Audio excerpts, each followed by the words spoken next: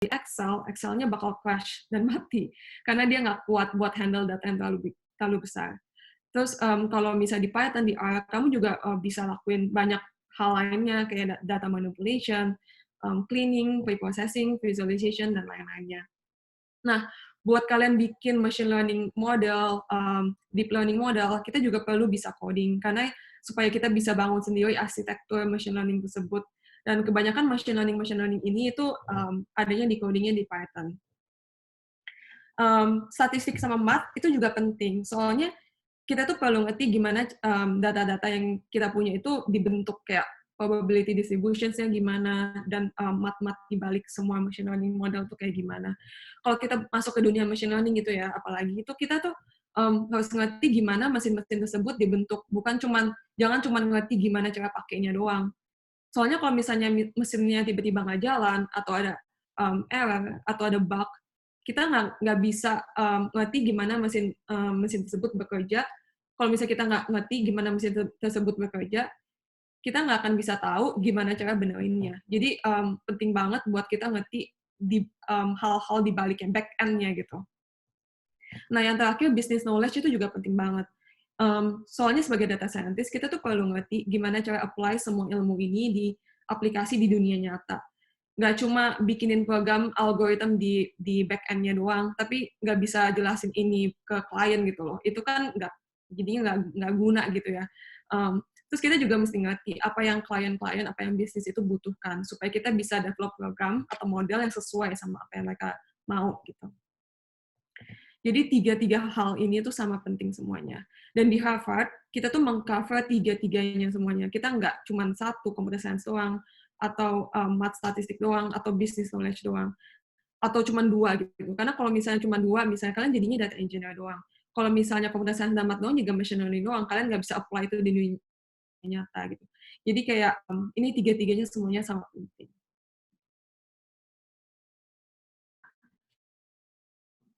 Ini slide sebetulnya sama slide yang sebelumnya, cuma dijabarin lebih dalam lagi ya. Jadi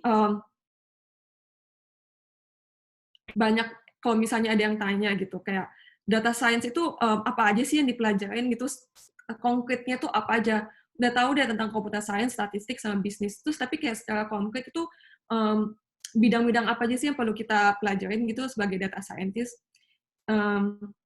Ini tuh summary-nya. Ini semua tuh juga hal-hal yang aku pelajarin selama di Harvard Data Science Master Program ini. Nah, banyak orang tuh suka salah ngerti sama definisi ilmu data science.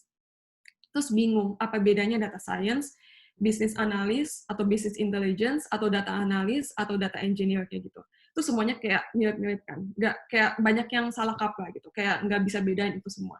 Sebetulnya bedanya tuh, jawabannya tuh simple. Karena semua bidang yang aku mention barusan itu yang kayak business analyst, data analyst, gitu-gituan, itu tuh semuanya sebagian kecil dari apa yang data science sebetulnya cover. Jadi seperti yang kalian lihat ya di sini, itu ada di sini ada mencakup bisnis juga, ada mencakup data analis juga gitu. Itu tuh cuma sebagian kecil gitu. Jadi seperti yang kalian lihat juga di slide ini, data science itu sebenarnya luas banget.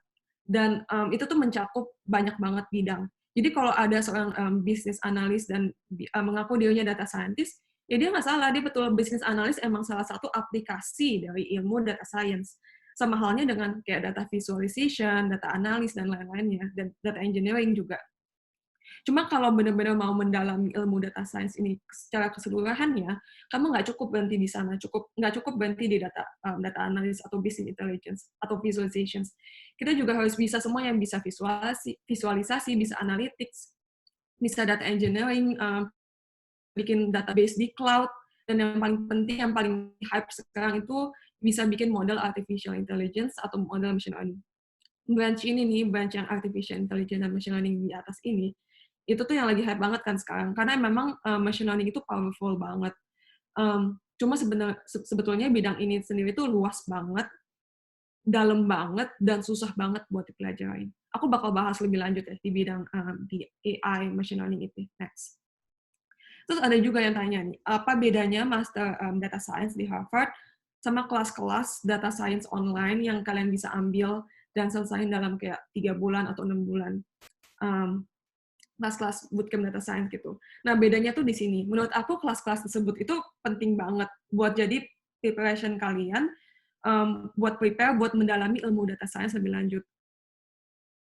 Kayak kelas-kelas ini tuh sebetulnya menurut aku itu tuh menyentuh surface-nya data science doang, kayak cuman kayak pengenalannya gitu. Nah, kalau udah bisa itu, kalian kemudian bisa lanjutin mendalamin ilmu data science di master program di Harvard ini selama kayak 1,5 sampai 2 tahun, atau di universitas lain juga. Kalau ibaratnya ambil kelas-kelas data science bootcamp itu kayak belajar naik sepeda roda 4 gitu. Terus lanjut master itu kayak belajar naik sepeda roda 2. Jadi intinya kalau mau mahir roda 4, kalau misalnya kalian udah bisa roda 4, baru bisa belajar roda 2 gitu. Nah, contohnya itu kayak kelas bootcamp yang di-offer sama Alkamin juga. Aku udah lihat silabusnya itu oke banget gitu sebetulnya. Persiapan yang itu cocok banget buat jadi persiapan kalian kalau mau lanjutin ke Master Data Science di Harvard. Ya kalau kalian nggak mau pakai bootcamp gituan, kalau mau langsung ke Harvard bisa nggak? Ya bisa juga, cuman ya bakal susah. Kayak bayangin kalian nggak belajar naik sepeda roda 4 duluan, kalian langsung belajar naik sepeda roda 2. Ya kan bisa, cuman kayak lebih susah lah ya gitu, lebih sering jatuhnya lah, kayak lebih lama gitu lah. Jadi sebetulnya lebih baik kalian membangun foundation atau basic-basic yang kuat, supaya kalian pas dalaminnya lagi tuh lebih efektif gitu, lebih efisien. Nah, ini tuh aku kasih overview, lebih dalamin lagi. Kalau misalnya di slide tadi, ini di slide yang paling pertama nih, di branch yang paling pertama. Ini tuh kalau didalamin lagi itu begini. Jadi pada dasarnya bidang artificial intelligence atau AI ini juga luas banget dan juga mencakup sangat banyak hal. Secara general, basically itu adalah ilmu sebuah mesin atau ilmu di bawah ini tuh machine learning. Nah, machine learning ini sendiri bisa dipisah gitu menjadi dua bagian. Yang pertama itu traditional machine learning. Jadi kalau kalian lihat di lingkaran ini, lingkaran luarnya machine learning. Nah, yang kedua itu deep learning. Jadi itu dua cabang machine learning. Jadi tradisional sama deep learning. Yang traditional machine learning itu biasanya ilmu-ilmu machine learning yang kalian pelajari. Misalnya ambil kelas-kelas machine learning online atau kelas-kelas data science online. Bisa lah dipelajari dalam hitungan bulan lah, 3 bulan, 6 bulan gitu. Contohnya kalian bisa pakai Python punya library buat bikin model logistic regression, XGBoost, atau random forest, atau kayak gitu-gituan. Itu tuh namanya traditional machine learning. Nah, ada juga sekarang yang lebih advance, itu namanya itu deep learning. Nah, ilmu ini tuh dalam banget, dan sebetulnya susah banget. Biasanya kalau kayak PhD, orang yang profesional di sana itu bisa spend tahunan gitu, kayak 6 tahun, 7 tahun buat benar-benar mempelajari deep learning ini. Ini tuh deep learning itu biasanya tuh model-model kayak neural network, kalau misalnya ada yang pernah dengar, artificial neural network, kayak gituan, yang dimana kalian bisa punya banyak banget neurons dan connections. Istilahnya kayak kalian mendesain otak gitu yang banyak koneksi-koneksinya. Nah, contoh aplikasinya deep learning ini di dunia itu tuh ada kayak di dunia computer vision, kayak misalnya kalau kalian upload foto nih ke kayak misalnya kalian upload foto ke sebuah mesin gitu. Modelnya tuh harusnya bisa kasih tahu foto itu ada objek apa aja. Gimana cara model tuh bisa tahu ada objek apa aja? Apakah ada anjing, apakah ada kucing, apakah ada manusia di foto itu? Ya modelnya tuh harus di-train dulu gitu, diajarin dulu. Nah, juga kalau yang paling gampang tuh, kalau misalnya kalian pakai ke Zoom gitu, terus kalian pakai background, kayak sekarang ini aku pakai background gambar Harvard gitu.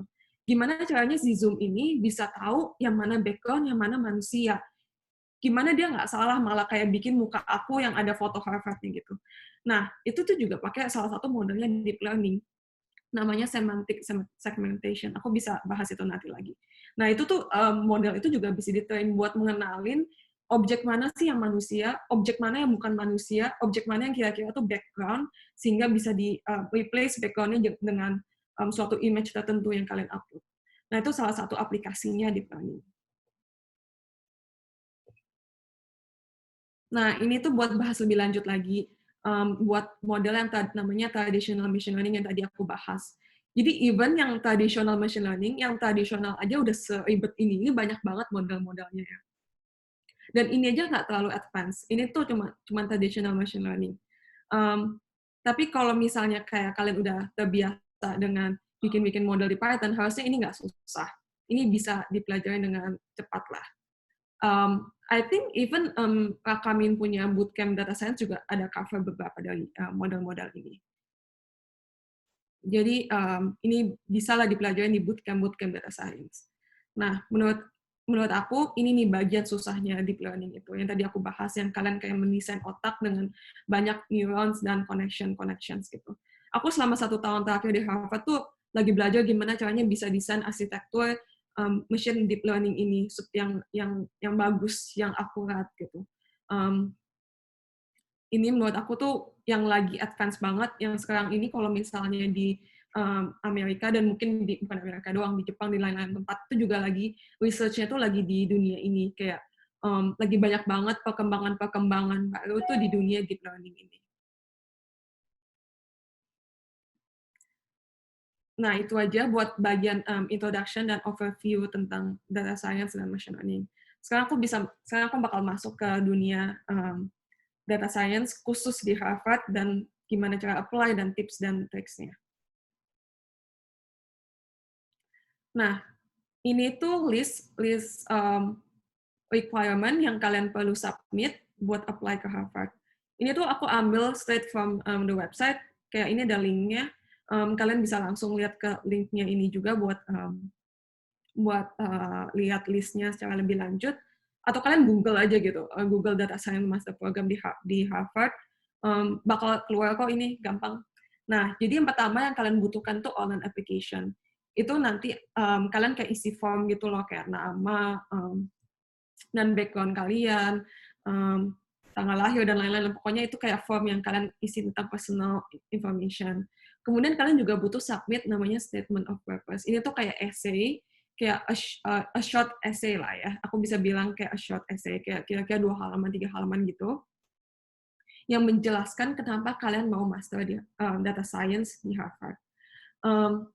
Aku bakal jelasin lebih lanjut nanti apa yang kalian perlu tulis di sini di statement of purpose ini. Tapi menurut aku statement of purpose ini salah satu bagian yang paling penting, yang kalian perlu spend more time on it, spend more effort buat bikin statement of purpose ini sebagus mungkin.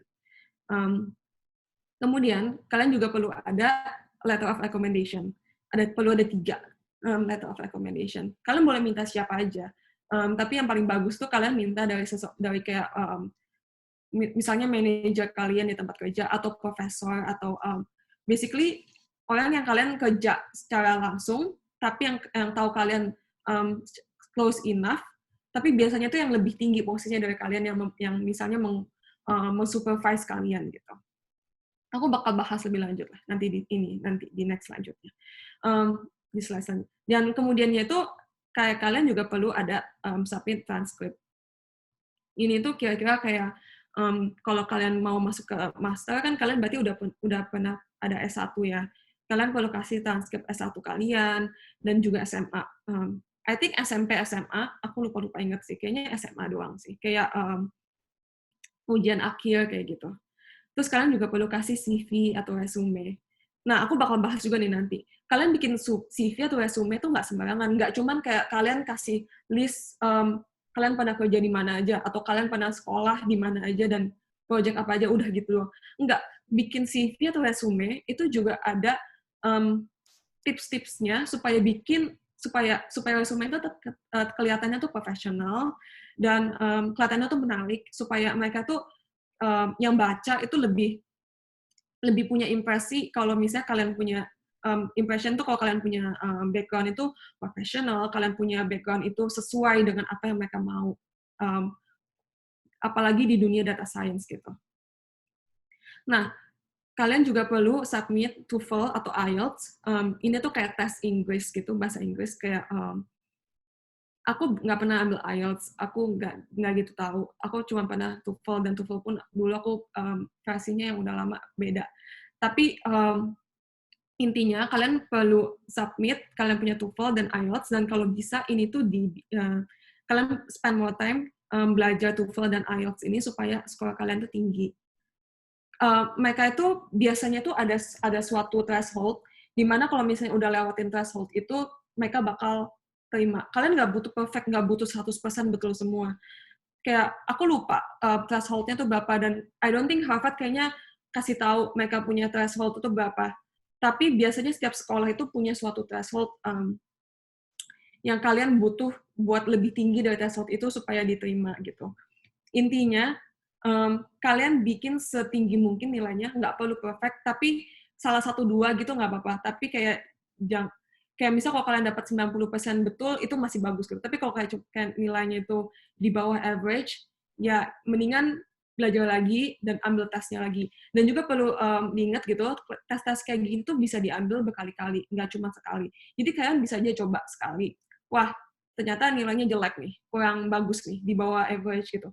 Kalian boleh belajar lagi selama 1 bulan, 2 bulan, dan ambil lagi di bulan-bulan next-nya. Jadi kalau saran aku, kalian tuh start early. Jadi supaya kalau misalnya kalian coba tes dan nilainya jelek, kalian bisa coba lagi. Dan bisa coba lagi, bisa 2, 3, 4 kali suka-suka kalian. Cuman ya bayar, mahal. Kalau misalnya makin ambilnya makin banyak, ya kalian mesti keluar duit makin banyak gitu. Tapi buat Harvard-nya sendiri itu nggak ada kasih kayak maksimum, wah kalian cuma boleh sekali gitu, abis itu udah, yang nggak gitu juga. Kalian bisa ambil berkali-kali. Kemudian kalian juga mesti bayar application fee, dan supplemental data form itu, ini aku kurang tahu apa, nggak semua orang tuh dimintain supplemental. Biasanya sih setahu aku, ini tuh cuma dimintain proof-nya doang. Kayak misalnya kalian bilang, kalian punya nilai, kayak punya nilai ujian akhir tuh 90 atau berapa gitu. Kayak ini tuh biasanya diminta proof-nya mana, kayak kalian punya evidence-nya gitu biasanya, buktinya lah. Aku nggak tahu sih apalagi yang bakal diminta di sini. Aku nggak gitu diminta apa-apa. Tapi biasanya ini nggak selalu diminta yang terakhir, jadi nggak usah peduli. Nah, yang paling penting itu ini. Gini, ini tuh baru dimulai diaplikasikan itu tahun ini. Tahun lalu tuh belum.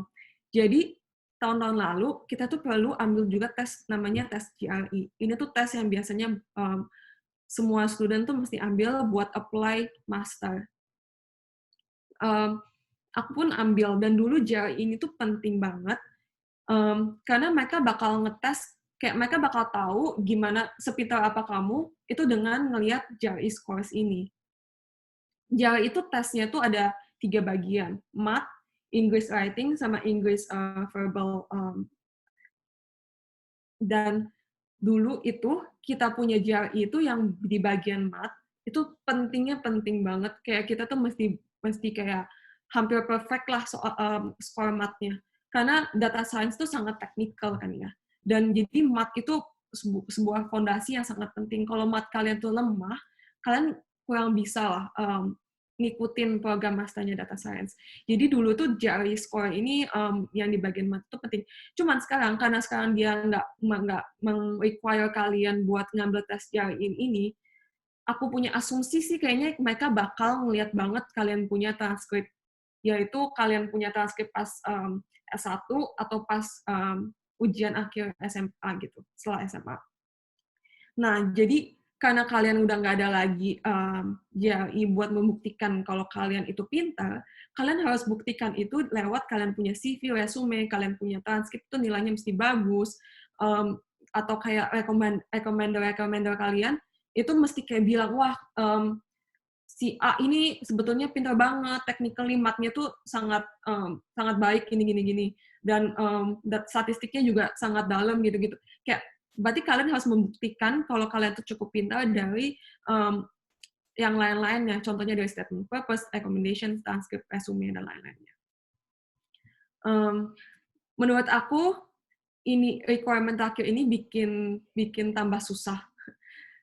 Ada yang seneng gitu, jadi nggak perlu ambil GRE test lagi. Tapi sebetulnya itu jadi susah karena kalian jadi lebih susah untuk membuktikan kalian punya kapabilitas di dunia technical atau di dunia math gitu.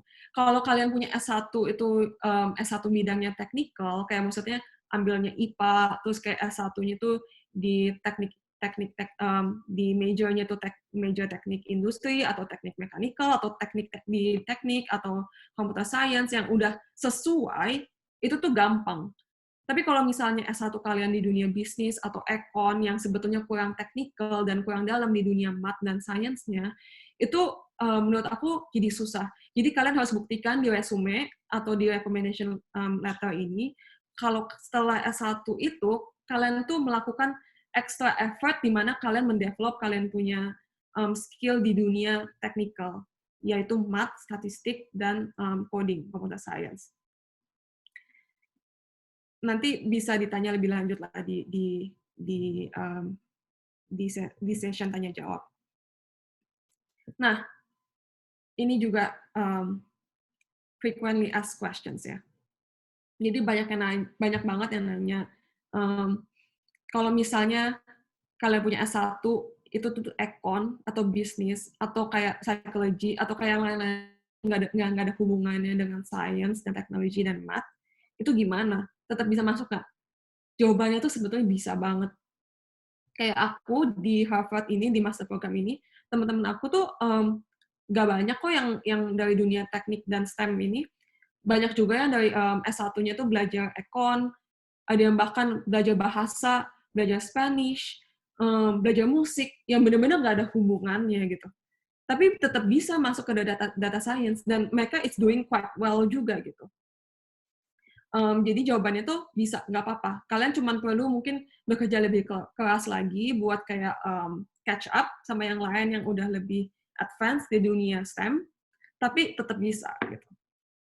Terus juga ada pertanyaan, what prerequisites, requirement apa yang dibutuhkan buat ke data science master program ini? Sebetulnya jawabannya tuh nggak ada prerequisite yang secara tertulis, itu nggak ada kayak kalian mesti S1 di bidang ini, nggak ada kayak gitu. Terserah kalian mau dari mana aja nggak apa-apa gitu.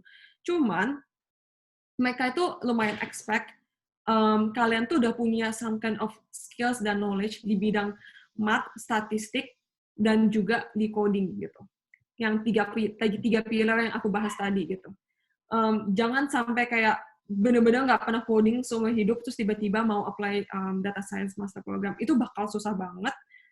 Mungkin bisa lah ya kalau kalian jadi outliers, tapi susah banget buat kalian ngikutin programnya, dan juga chance kalian buat diterima juga bakal kecil banget. Karena mereka pas review application kalian, mereka juga pasti ngeliatin kalian punya background. Kalau background kalian tuh bener-bener kayak kalian nggak pernah make any effort buat mempersiapkan diri kalian buat master di data science, mereka mungkin nggak akan terima kalian gitu. Tapi kalau misalnya kalian, misal background kalian tuh nggak ada hubungannya sama STEM, misalnya econ, tapi habis itu kalian ambil kelas-kelas programming, kalian ambil kelas-kelas statistik sendiri, kalian bikin personal project yang berhubungan dengan data science gitu, project-project sendiri, dan kalian buktikan itu di kalian punya resume dan CV gitu. Nah, itu tuh nggak apa-apa. Itu artinya kalian udah melakukan sebuah, ada effort lah buat kalian mempersiapkan diri kalian buat ke data science master program ini. Nah, contohnya tuh kalian bisa juga ambil kelas di Rakamin bootcamp data science. Terus kalau kalian bikin project atau apa, kalian tulis aja di resume gitu, di CV.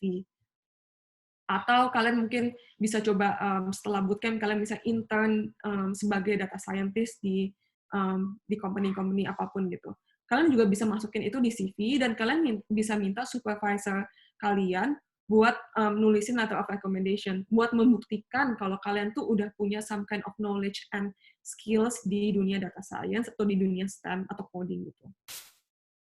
Nah, yang terakhir, ini tuh yang aku bahas barusan sih.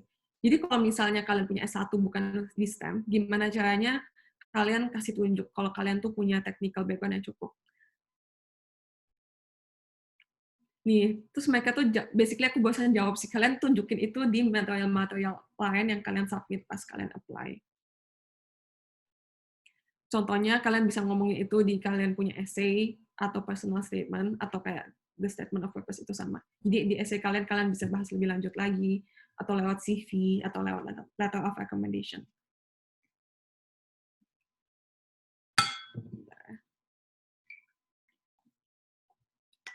Nah, sekarang kan kalian udah tahu nih yang dibutuhkan buat apply itu apa aja. Sekarang aku bakal bahas tips-tipsnya. Gimana kalian bukan cuman apply seadanya gitu aja, tapi kalian tuh juga put more effort supaya bikin aplikasi kalian tuh terlihat lebih bagus gitu. Pertama, yang aku udah bahas juga, start early, lebih awal, lebih bagus. Karena kalian punya lebih banyak waktu buat mempersiapkan semua bahan-bahannya gitu. Ini tuh paling penting banget di dunia kalau kalian perlu yang exam gitu, take any exam, kayak contohnya TOEFL atau IELTS atau GRE. Karena kalian udah nggak ada GRE sekarang, kalian bisa IELTS gitu. Kayak ambil, dan even then bukan cuma ngambil tesnya doang, belajarnya itu juga lebih early, lebih bagus. Jadi kalau kalian bisa mungkin 1 tahun sebelumnya, kalian udah beli buku TOEFL atau IELTS, kalian belajar Inggrisnya tuh jadi pelan-pelan, tahap-tahap gitu. Dikit-dikit, terus belajarin vocab-nya juga sedikit-sedikit tuh bakal lebih nempel gitu ke otak. Jadi kayak mendingan start early, itu penting banget. Bikin statement of purpose atau essay-nya, itu juga jangan bikin last minute. Kalau dari aku tuh dulu bikin berbulan-bulan sebelumnya gitu. Karena setelah kayak kalian selesai, misalnya kalian selesai nih dalam waktu 2 hari, selesailah esainya jadi panjangnya udah sesuai, udah cukup. Kalau misalnya menurut aku, itu tuh nggak bagus kalau cuma selesai di situ aja. Kalau buat aku tuh perlu ada versi-versinya. Jadi kalau udah selesai pun, baca ulang, bikin edit lagi, diperbagus lagi, jadi tuh versi kedua. Habis itu dibaca ulang lagi, diperbaikin lagi, di-improve lagi gitu.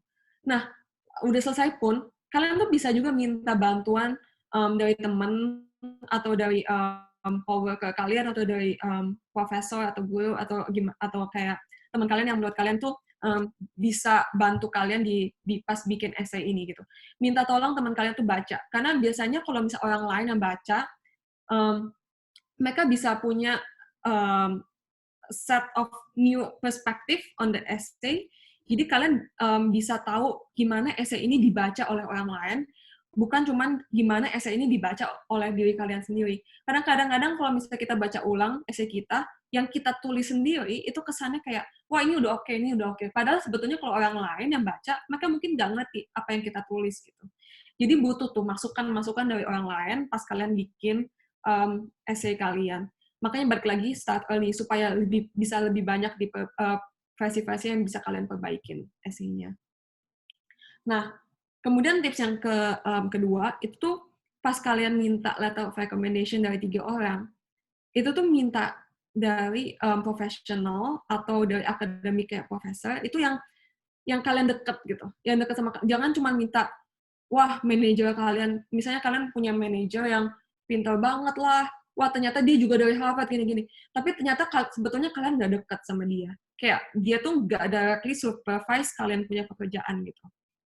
Mendingan jangan, walaupun mungkin dia punya kredibilitas itu sangat baik, tapi kalau misalnya kalian nggak kenal deket dengan dia nggak kenal deket dengan kalian, pas dia bikin letter of recommendation, itu bakal jadi kayak basic banget, kayak B banget gitu. Nggak ada special-specialnya. Sedangkan kalau misalnya kalian minta dari supervisor kalian, yang mungkin kredibilitasnya tuh nggak sebagus orang pertama, tapi karena dia deket sama kalian, mungkin mereka bisa wrote something yang lebih glowing gitu. Kalau kita sebutnya tuh glowing reviews gitu.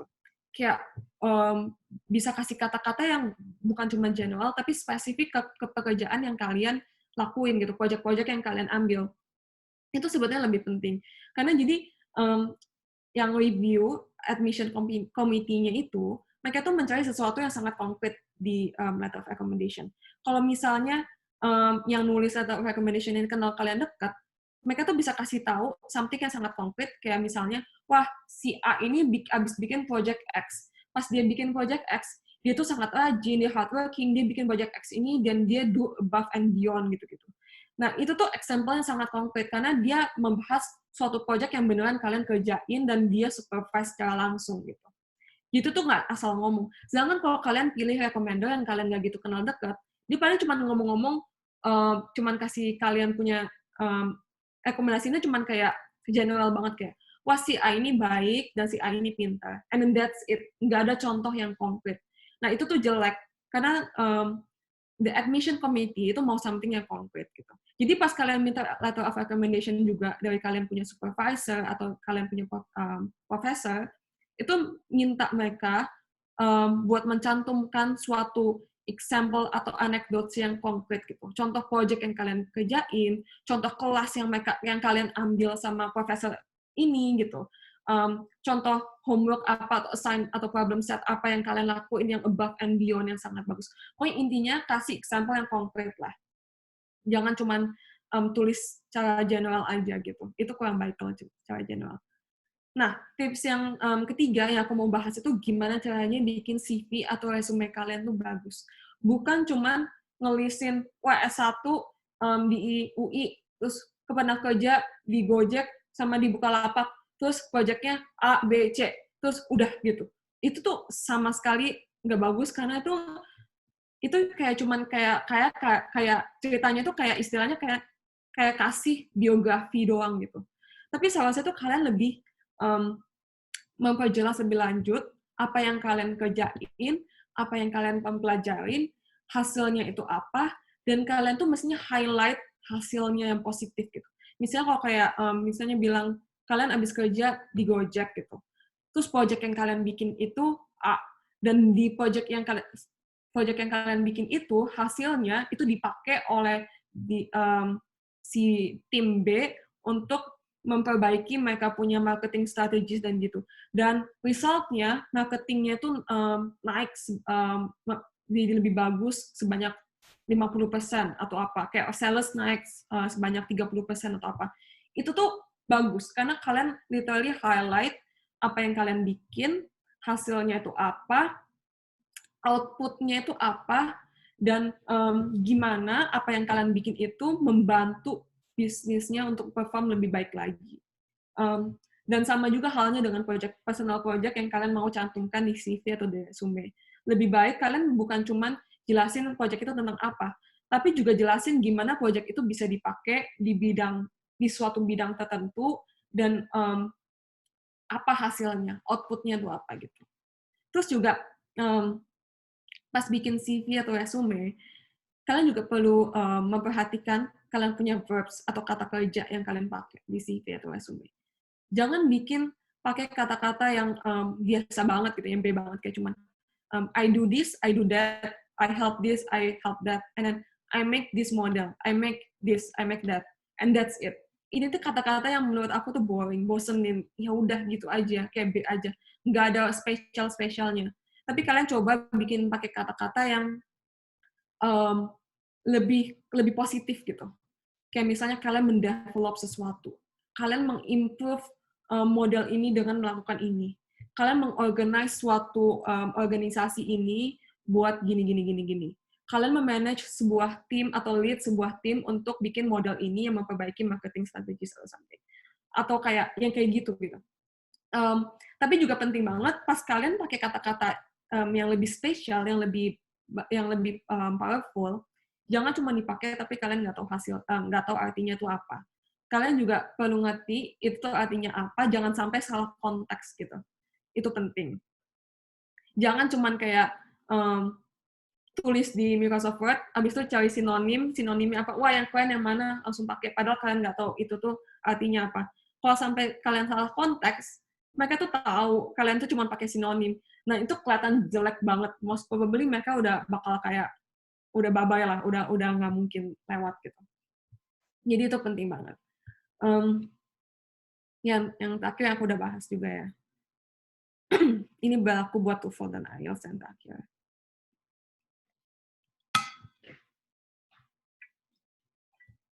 Nah, sekarang mau bahas gimana caranya bikin essay kalian atau statement of purpose itu lebih bagus gitu. Jadi di statement of purpose ini, kalian tuh mestinya menjawab pertanyaan-pertanyaan ini. Kenapa kalian mau master data science di Harvard? Jawab why-nya. Dan jangan cuman kayak, wah, mau master di Harvard soalnya keren, that's it. Itu tuh biasa banget. Kalian mesti bikin something yang lebih personalized buat kalian. Misalnya kalian bilang, wah iya, dari dulu SMP atau SMA, aku udah suka banget sama data. pas begitu dikasih data, aku tuh udah suka banget kayak kotak-atik datanya, ngelihat trennya, ngelihat pattern-nya, atau kalian bisa bilang, oh ya dari dulu aku tuh udah interested banget di dunia coding data coding bisa Python atau apa gitu. Dan sekarang aku juga suka data, jadi aku mau combine itu dua jadi satu. Atau kayak intinya kalian tuh mesti bikin something yang sangat personal ke diri kalian. Jangan cuma bilang, oh iya aku mau masuk ke Harvard soalnya Harvard punya pendidikan bagus. Mereka udah tahu Harvard punya pendidikan bagus. Mereka nggak perlu dikasih tahu sama kamu kalau misalnya mereka punya pendidikan bagus dan kamu mau karena itu. Kalian mesti bisa menyambungkan apa yang Harvard tuh bisa offer buat diri kalian dengan apa yang kalian cari. Dan kalian mesti bisa mendeskripsikan gimana apa yang Harvard offer ini bisa meet sama apa yang kalian mau gitu. Jadi ini tuh penting banget, kayak jawab why, tapi kamu bikin itu personal buat diri kamu. Dan jawab itu dengan suatu cerita yang interesting. Jangan bikin itu, jadi intinya gini, kalau kalian pikir orang lain bisa menjawab hal yang sama dengan kalian, misalnya nih kalian bilang, wah soalnya Harvard tuh keren. Tapi misalnya kalian tanya teman kalian juga mungkin bisa ngomong, wah iya gue mau masuk Harvard soalnya tuh keren. Kalau udah mikir, wah ini jawaban tuh bakal ada duplikatnya. Nah, jangan tulis. Jadi balik lagi, setiap kali kalian mau tulis, kalian tanya dulu, apakah orang lain bisa menulis hal yang sama dengan kalian? Kalau misalnya orang lain bisa menulis hal yang sama dengan kalian, berarti jawaban kalian tuh belum personal enough. Cari something yang sangat personal dan unik ke diri kalian, sehingga orang lain itu nggak mungkin sama jawabannya sama kalian. Itu menurut aku itu tipsnya, itu triknya gimana cara jawab pertanyaan ini. Kemudian kalian juga harus bisa jawab apa yang bikin kalian tuh spesial, apa yang bikin kalian tuh unik dan beda dengan kandidat lainnya. Jadi intinya gini, pas admission committee-nya itu baca, kenapa kalian mesti kasih bukti kenapa dia harusnya itu terima kalian, tapi nggak terima si A, B, C, D gini. Kayak apa yang bikin kalian itu lebih spesial dengan kandidat lainnya gitu. Kalian nggak perlu tulis, wah iya gue spesial soalnya S1 gue di UI itu nilainya bagus banget, gini. Bukan kayak gitu, tapi apa yang bikin kalian tuh spesial, nggak mesti secara tertulis dari kayak nilai, tapi kalian juga mesti buktikan itu secara kalian punya kayak personal dan passion kalian. Misalnya kayak kalian bisa bilang, wah mungkin nilai kalian tuh nggak perfect, tapi kalian tuh punya passion di dunia data science, dan emang dari dulu kalian punya dream buat ke Harvard gitu.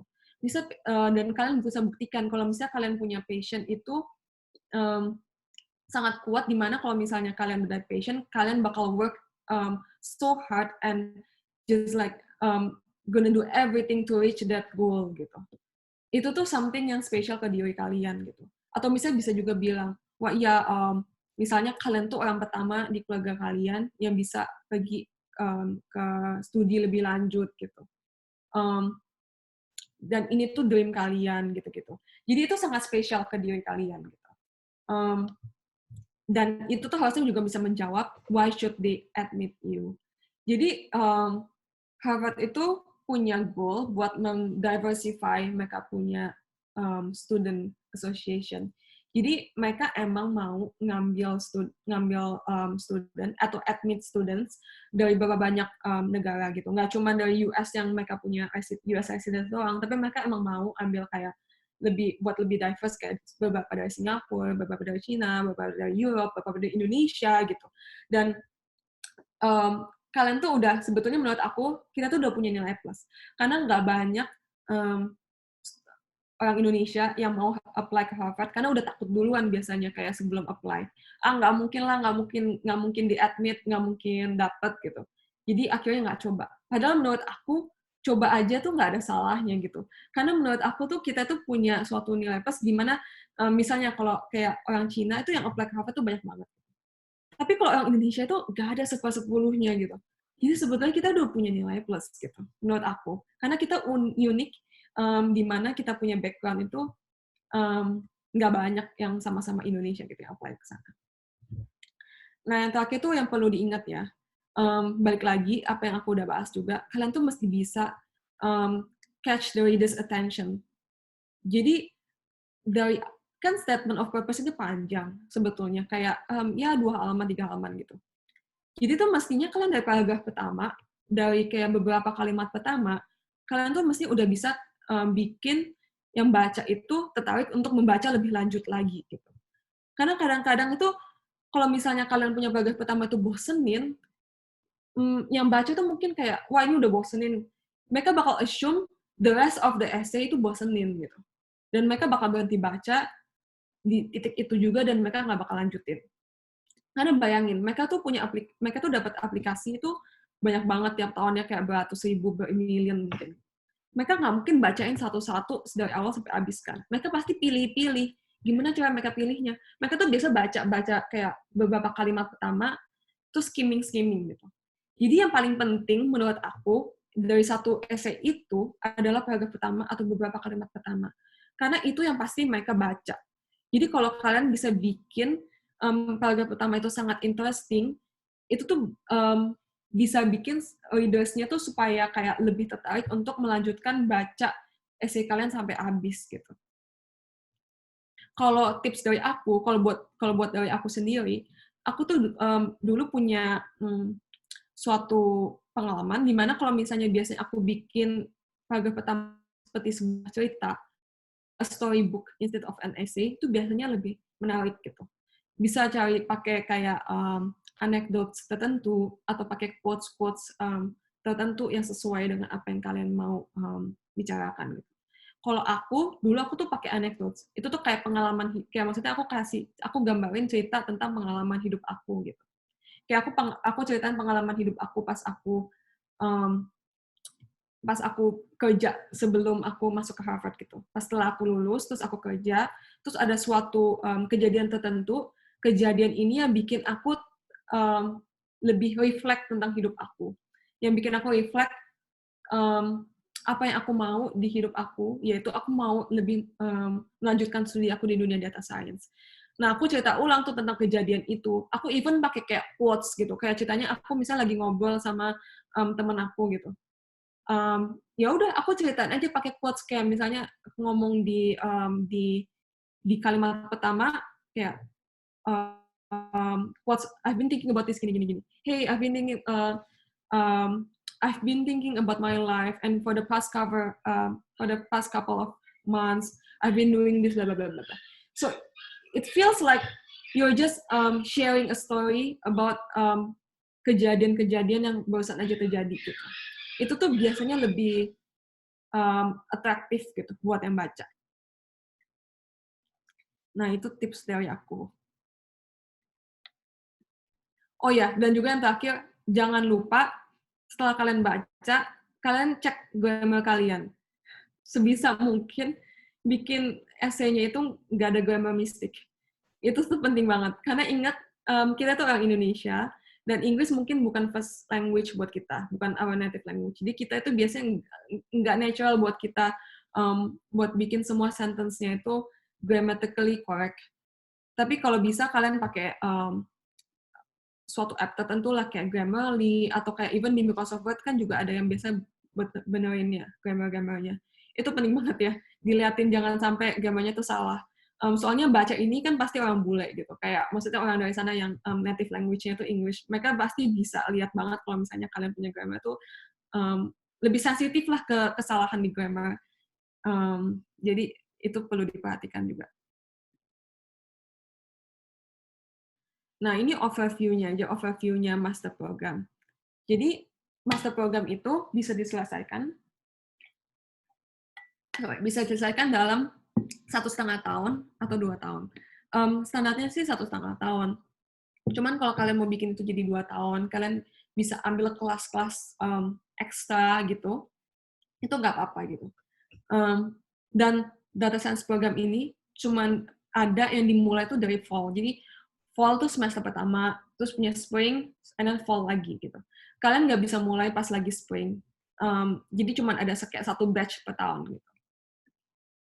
Jadi required itu ada 12 kelas yang kita perlu ambil.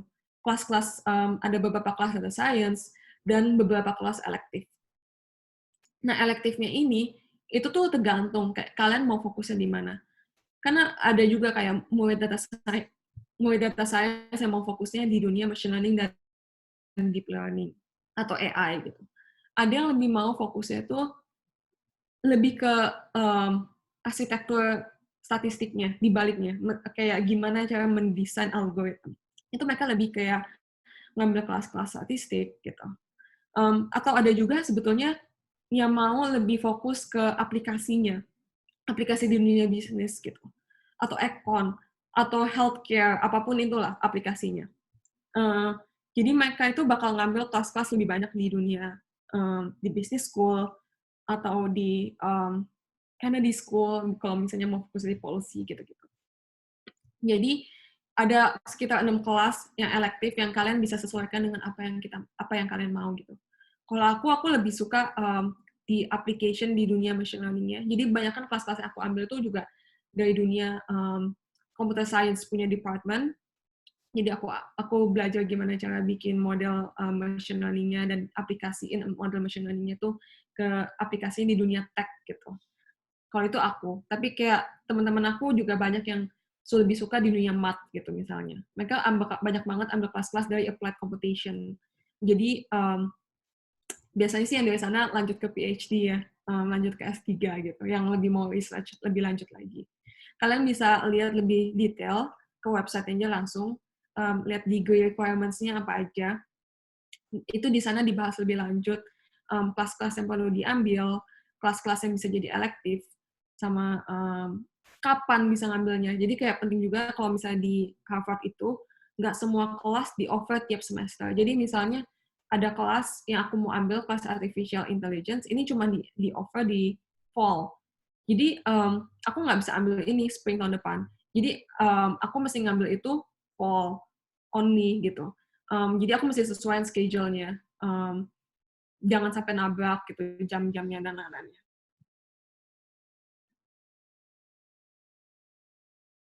Nah, aku bakal sekarang bahas di Harvard data science itu ada di under sekolah John A. Paulson School of Engineering and Applied Science, atau kita sebutnya SAAS, School SAAS gitu. Ini departemennya kita, School of Engineering and Applied Sciences. Ini tuh basically the intersections of computer science and statistics. Makanya kita banyak ambil kelas-kelas ide dari computer science dan statistik gitu. Ini kalau kalian lihat di foto ini sebenarnya gedung kita. Walaupun aku sekarang nggak lagi sekolah di sini dan semua kelasnya online, tapi tahun lalu pas aku sekolah, aku tuh sering banget ke gedung ini. Kelas-kelas aku banyak di gedung ini. Um,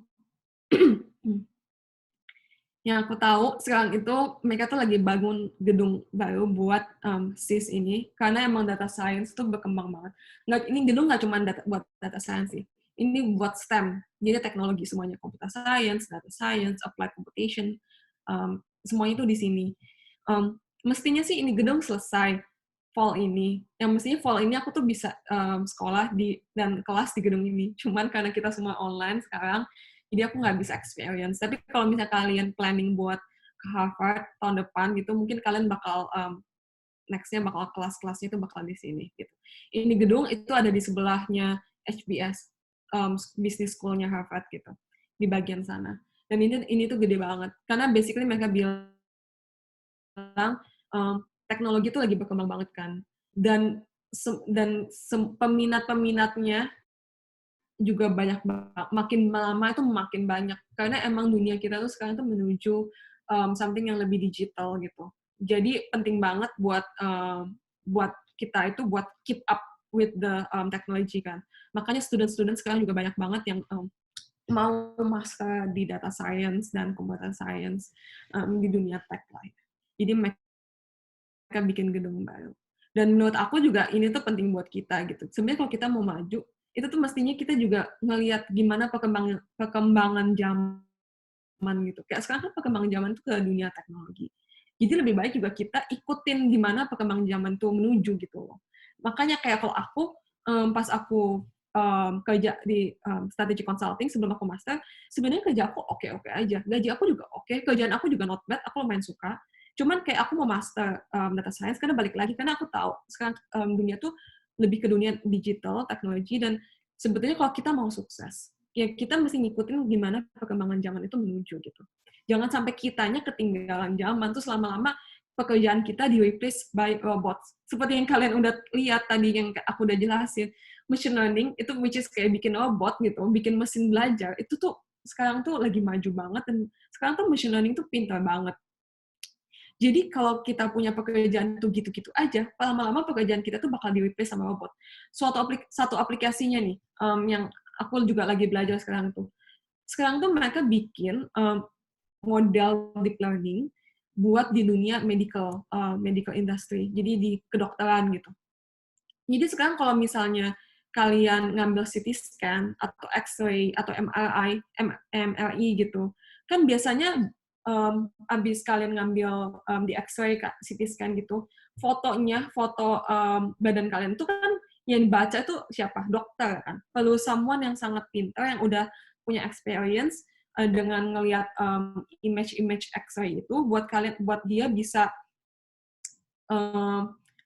tahu apakah ada penyakit atau enggak, apakah tulang kalian patah atau enggak, apakah kalau misalnya ngeliat CT scan otak gitu, apakah ada tumor di otak atau enggak. Yang bisa tahu itu yang bisa baca siapa? Cuman dokter gitu. Someone yang sangat profesional. Tapi sekarang itu ada machine deep learning yang lagi bikin model di mana model ini justru sekarang bisa baca image itu, foto-foto itu, dan mereka tuh bisa bikin prediksi apakah foto ini ada tumornya, apakah foto ini ada kansernya, atau mereka ngelihat CT scan gitu, ngelihat CT scan lungs atau paru-paru gitu, apakah ada pneumonia di sini atau enggak. Even sekarang yang lagi relevan banget itu COVID kan ya. Sekarang tuh mereka pakai foto CT scan paru-paru kalian buat menentukan apakah kalian punya virus coronavirus atau enggak gitu. Dan model deep learning ini lagi maju banget. Jadi menurut aku lama-lama itu tuh profession di dunia medical itu juga bisa replace sama machine learning, sama robot-robot AI ini. Karena robot-robot AI ini sekarang udah sangat pintar sehingga mereka tuh bisa baca image-image, foto-foto ini yang tadinya tuh cuma bisa dibaca sama dokter. Gitu. Bayangin aja, dokter aja tugasnya bisa di-replace sama mesin, apalagi kalau misalnya pekerjaan kalian yang lebih biasa banget gitu. Jadi mestinya kita bisa keep up lah intinya gitu. Nah, itu pengalaman aku di Harvard. Nah, sekarang aku juga bisa kasih contoh lebih konkret apa yang aku lagi kerjain. Nih, ada salah satu proyek yang aku lagi kerjain itu, aku lagi mau coba predik dunia real estate dengan melihat digital data. Contohnya digital data itu apa? Contohnya kayak Google Trends data. Jadi kalau kalian ke Google, terus kalian search misalnya, search kelas data science gitu. Google, kalian tahu kan, Google tuh merecord semua kita punya activity. Nah, salah satu contohnya itu, apa yang kalian masukin di Google Search itu juga di-record. Jadi misalnya kalian search kelas data science di Wakamin, atau kelas data science di Indonesia, gitu. Itu tuh record sama Google, terus Google tuh bisa kayak pooling semua data-datanya. Ya, misalnya tiba-tiba banyak banget nih yang search kelas data science di Indonesia. Berarti artinya kelas-kelas data science di Indonesia tuh lagi booming gitu. Atau misalnya yang paling gampang inilah, kalau misalnya bulan-bulan Januari atau Februari itu biasanya yang search coklat di Google itu tuh naik tinggi. Kalian tahu nggak kenapa? Karena mau Valentine's. Jadi tiba-tiba tuh banyak banget orang yang search di Google coklat karena nyariin gimana caranya beli coklat buat Valentine's Day gitu kan. Nah, itu tuh Google tuh simpen datanya kalau kayak dan Google tuh tahu, jadi kayak lebih banyak orang yang nyari coklat di bulan Januari dan Februari gitu. Nah, alhasil ini tuh data sebetulnya bisa dipakai sama penjual-penjual coklat gitu buat kayak advertise ke orang kalau misalnya mereka jualan coklat. Jadi misalnya tiba-tiba kalian ambil coklat gitu. Terus besokannya kalian punya tiba-tiba ada ad gitu yang kayak jualan coklat gitu, kayak kalau misalnya kalian klik itu bakal redirect kalian ke toko-toko coklat gitu kan. Nah, itu tuh kenapa bisa kayak gitu, karena data kalian tuh di-record sama Google, dan orang lain tuh bisa akses itu. Nah, ini yang paling gampang tuh ini. Jadi aku tuh, basically aku sekarang bisa, karena aku lagi tertarik sama project real estate, aku bisa ke Google Trends, aku bisa ngambil data, aku bisa tahu berapa banyak orang yang search tentang mau beli rumah atau mau jual rumah di suatu waktu tertentu. Dan kelihatan banget di sini ada seasonality effect kan. Tiap tahun tuh kayak sekitar awal tahun sama akhir tahun tuh biasanya yang cari rumah itu dikit. Tapi begitu bulan Juni, Juli yang cari rumah itu banyak. Jadi ini sih di Massachusetts ya, di US gitu, di Massachusetts dekat Harvard, di Harvard actually, state-nya Harvard. Jadi di Massachusetts ini biasanya penduduk-penduduk itu bakal cari rumah tuh sekitar bulan tengah-tengah tahun gitu. Tapi kalau misalnya kayak bulan Januari atau Desember itu biasanya lagi sepi lah. Itu tuh jadi aku lagi berusaha buat melihat gimana demand dan supply tentang real estate itu varies dynamic-nya gimana di Massachusetts. Aku bisa lihat tuh pakai Google Data, Google Trends data. Ini salah satu contohnya. Next-nya yang aku lagi bikin itu juga ada yang namanya semantic segmentation dan juga ada object detection and classification with transfer learning. Aku bisa kasih contoh nih project yang aku bikin. Aku stop share, nanti aku share yang lain. Aku share aku punya project.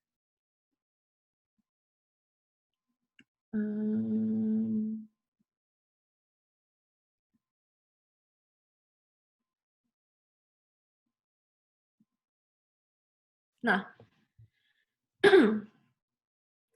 jadi ini project aku. Nih, semantic segmentation itu apa sih? Ini tuh salah satu contohnya aplikasinya deep learning yang tadi aku bahas. Yang aku bikin yang banyak connection neurons yang kayak otak gitu. Ini yang susah, menurut aku lumayan susah. Ini baru banget, aku kayak literally bikin ini kayak minggu lalu. Intinya aku bikin, ini tuh aplikasi ini misalnya gini, yang tadi aku bahas, kalau kalian Zoom, kalian mau pakai background, gimana sih caranya model-model ini, mesin-mesin ini bisa recognize yang mana yang manusia, yang mana yang background, yang mana yang suatu objek, yang mana tuh objek, yang mana tuh bukan objek, itu cuman kayak wallpaper dinding belakang gitu. Gimana cara tahu mesinnya? Nah, ini tuh aku lagi bikin model kayak gitu, supaya kalau misalnya dikasih image, dia bisa tahu yang mana manusia, yang mana bukan. Gitu. Kayak contohnya gitu, misalnya ini ada foto kayak gini. Aku mesti bikin gimana caranya supaya mesinnya tuh tahu ini tuh belakang-belakangnya itu cuman background kaca gitu, ini dinding nggak penting. Yang objek yang aku mau fokusin itu tuh in balon-balon ini gitu. Nah, aku tuh lagi bikin ini. Ya ya intinya ini model-modelnya mungkin nggak gitu penting. Nah, ini goal-nya nih. Jadi kalau misalnya dikasih foto-foto ini, aku lagi bikin ini tuh namanya mask. Jadi gimana cara dia bikin mask sesuai dengan bentuknya kepala ini orang dan belakang itu ini background. Jadi ini orang, ini background. Ini tuh goal aku. Ini yang lagi bikin supaya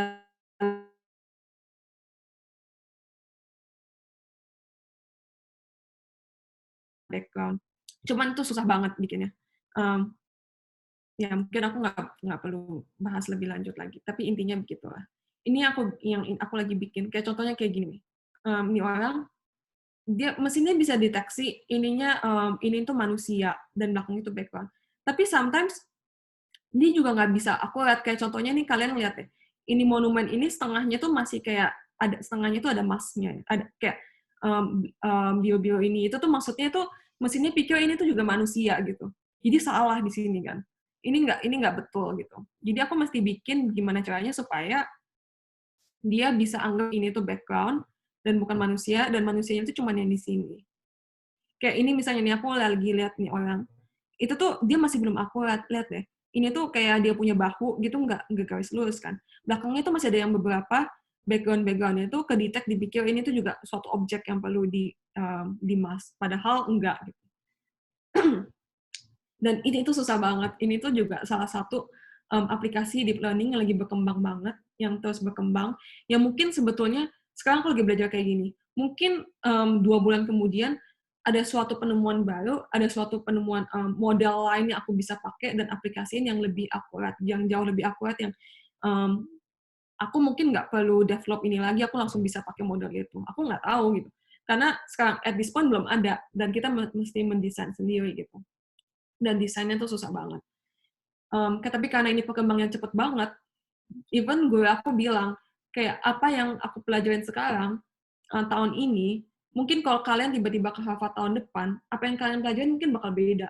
Karena dalam 1 tahun ada banyak banget penemuan di dunia data science yang baru yang lebih new and advanced gitu.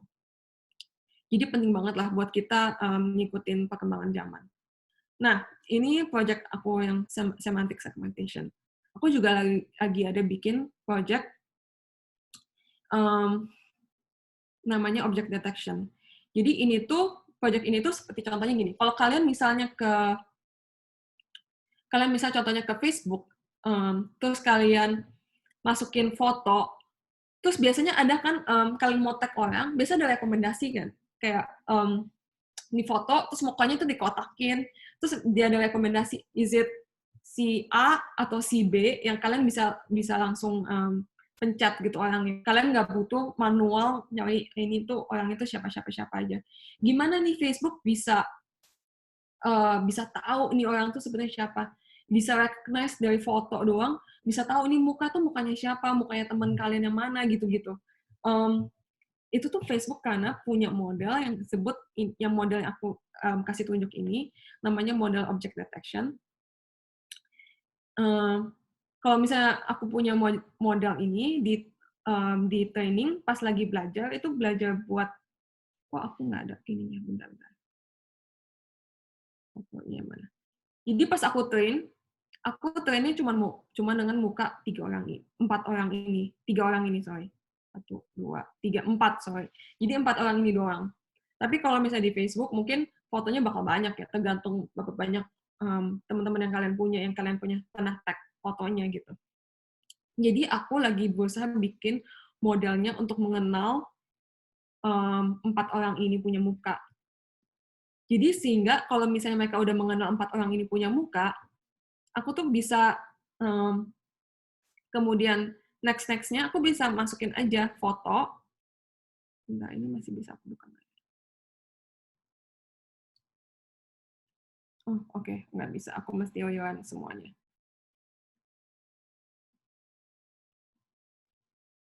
Mungkin ini bakal take some time.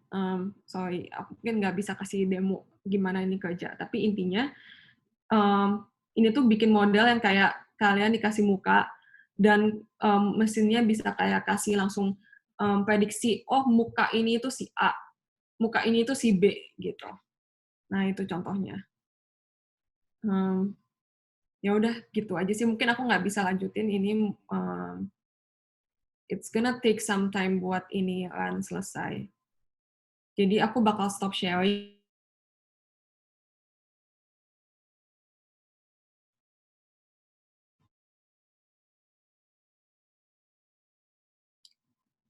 I guess demonya sampai situ aja. Sekarang mungkin aku bisa buka ke tanya jawab, dan aku kasih tempat dan waktu balik ke Rakamin punya adminnya. Oke, makasih banyak Kak Jessica. Wah, ini ya, apa namanya, jelas dan juga komprehensif banget tadi penjelasan dari Kak Jessica. Udah mulai dari penjelasan apa itu data science sendiri gitu kan, terus masuk tadi juga udah ke cara apply di Harvard-nya, dan di Harvard-nya ini di data science ini belajar apa aja, juga tadi terakhir ada showcase tentang project-project yang lagi Kak Jessica lakuin gitu ya. Oke.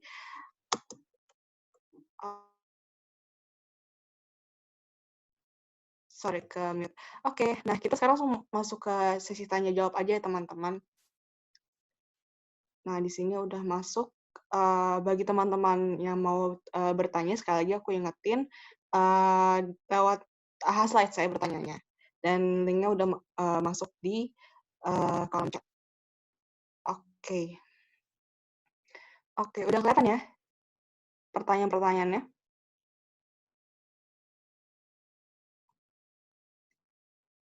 Halo, Kak? Iya, sorry ke mute. Iya, Udah kelihatan ya? kelihatan. Oke. Oke, nah ini udah ada beberapa yang aku pin, nanti kalau misalkan udah habis, kita bisa lanjut ke pertanyaan yang lainnya. Oke, ini ada pertanyaan dari Hasan. Kak, mau minta suggestion untuk di bidang data science ini, better ambil master aja atau cukup dengan join course yang ada sekarang gitu. Karena kan sekarang udah ada Coursera gitu kan, yang mereka memang dari top university juga, apa namanya si pengajarnya ini. Nah, gimana tuh Kak, menurut Kak Jessica? Mungkin aku tadi agak udah bahas ya perbedaan master data science yang aku ambil di Harvard dibandingin sama kelas-kelas yang di offer online. Jadi menurut aku kelas balik lagi sebetulnya kayak apa yang kalian mau dapetin gitu. Apakah kalian cuma mau belajar suatu bidang khusus? Misalnya kalian cuma mau belajar tentang data visualization, and that's it. Kalian nggak peduli sama dunia machine learning atau deep learning. Ya kalian nggak butuh master di data science di Harvard gitu. Kalian bisa aja ambil kelas khusus di Coursera atau di Rakami atau apapun itu yang cuma membahas data visualization yang kalian mau gitu. Cuman kayak bedanya itu kalau misalnya data science di Harvard itu lebih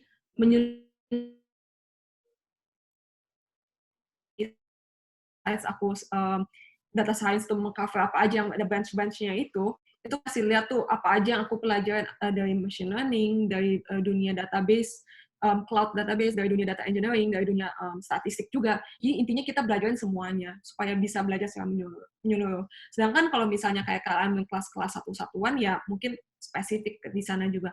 Dan juga kalian juga sebenarnya ada juga namanya bootcamp. Kayak contohnya yang Akamin offer ya, bootcamp data science. Itu bisa juga kalian ambil. Cuman kayak tadi aku udah bahas, itu tuh kelas-kelas bootcamp kelas itu biasanya tuh suatu preparation kalian buat mendalami lagi ilmunya. Karena menurut aku itu lumayan surface-nya gitu. Cocok lah buat jadi foundation kalian gitu di dunia data science. Tapi kalian nggak bisa jadi master di data science lah. Mungkin ilmu kalian kurang dalam kalau misalnya kalian cuma di bootcamp doang. Gitu. Tapi balik lagi tergantung apa yang kalian mau, goal-nya itu apa gitu. Ya, gitu aja jawaban dari aku. Oke, berarti bedanya adalah dari segi kedalamannya ya, dan juga scope dari pelajarannya. Gitu, kalau saya emang teman-teman pengen belajar lebih dalam dan juga lebih luas, gitu. Jadi teman-teman sebaiknya ambil aja master di data science. Gitu, itu bedanya. Oke, kita lanjut ke pertanyaan berikutnya. Halo Kak Jessica, saran dong nanti sharing tentang mencari ide for graduate school research topic for master thesis. Dan adakah resource yang Kak Jessica sering pakai untuk cari ide dari insight? Ini sebetulnya pertanyaannya aku mesti balik kayak apakah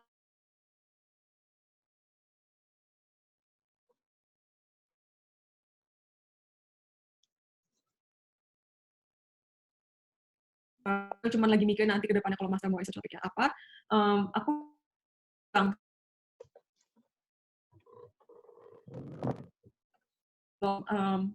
kalian planning tapi kalian belum, nggak usah dipikirin dulu. Kan kalian masuk, pasti kalian punya banyak banget resource, kayak punya advisor, kalian punya professor, punya instructor di dunia akademik yang bakal guide kalian ke research topik kalian gitu. Kalau misalnya kalian udah ada di suatu program tertentu, menurut aku sih ini jawabannya menurut aku agak personal ya, aku nggak bisa generalisasi ya. Jadi balik lagi apa yang kalian suka gitu. Ya coba lihat cari ke bidang yang kalian emang suka. Kayak misalnya kalian suka banget di dunia computer vision.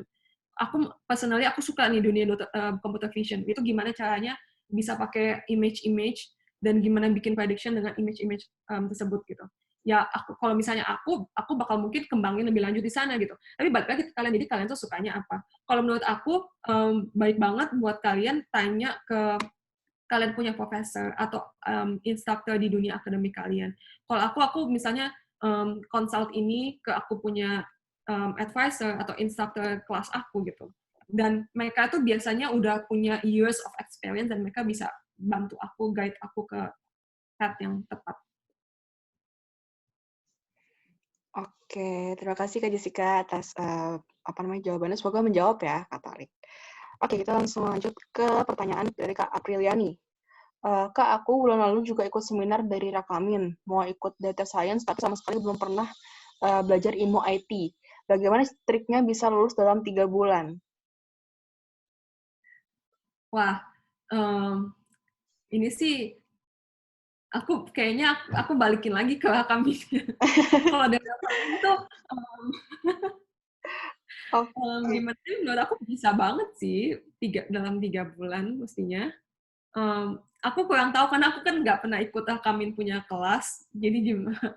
Gimana? Oke, aku mungkin bantu jawab ya. Nah, sebenarnya memang si bootcamp Rakamin ini provide untuk teman-teman yang memang memang sudah punya ilmu IT tapi ingin mendalami, ataupun memang masih newbie banget gitu, karena memang di Bootcamp ini kita belajar dari nol gitu, belajar sama-sama dari nol, kita belajar data dari awal gitu kan, penjelasan pengenalan dari awal, belajar Python juga dari awal gitu. Jadi tenang aja teman-teman, kalau saya nggak punya background di bidang IT atau computer science itu no problem, karena memang kita semua belajar dari nol gitu. Oke, mungkin sudah terjawab ya. Kita selanjut aja ke pertanyaan dari Kak Jens. Kak Jessica mau tanya soal persyaratan lengkap untuk ambil master di US, especially buat di Harvard, dan apakah ada scholarship di sana, dan atau harus kita cari scholarship sebelum masuk atau daftar ke univ-nya? Buat persyaratan lengkapnya tadi kan aku udah bahas, semoga menjawab ya. Nah, buat scholarship-nya, jadi Harvard tuh nggak, setahu aku nggak tahu tahun ini gimana, tapi setahu aku sejak tahun-tahun lalu itu kita nggak ada dari Harvard sendiri itu mereka nggak offer scholarship gitu. Mungkin ada beberapa, tapi kebanyakan buat US residents gitu. Jadi buat anak internasional itu nggak gitu ada. Dan biasanya kalau ada pun lebih kayak partnernya Harvard yang kasih, jadi bukan dari Harvard yang sendiri. Jadi basically partnernya Harvard yang kasih, jadi kalian tetap mesti apply-nya tuh eksternal dari partnernya Harvard ini, atau dari eksternal lainnya lah. Jadi kalau saran aku, kalian cari di tempat lain, bukan cari dari Harvard. Contohnya bisa juga lewat LPDP gitu. Ada beberapa kan LPDP kan juga bantu scholarship buat ke Harvard juga, tahu aku bisa kalian apply ke sana juga. Dan juga ada scholarship lainnya yang kalian bisa coba apply. Tapi itu semuanya di luar dari Harvard lah ya. Oke, terima kasih Kak Jessica. Semoga menjawab ya, Kak Jans. Kita lanjut ke pertanyaan dari Kak Obrian. Sejauh apa business knowledge yang dipelajari mungkin di Master of Data Science di Harvard gitu? Apakah field business knowledge hanya sebatas business acumen atau sampai ke pemahaman matrix bisnisnya?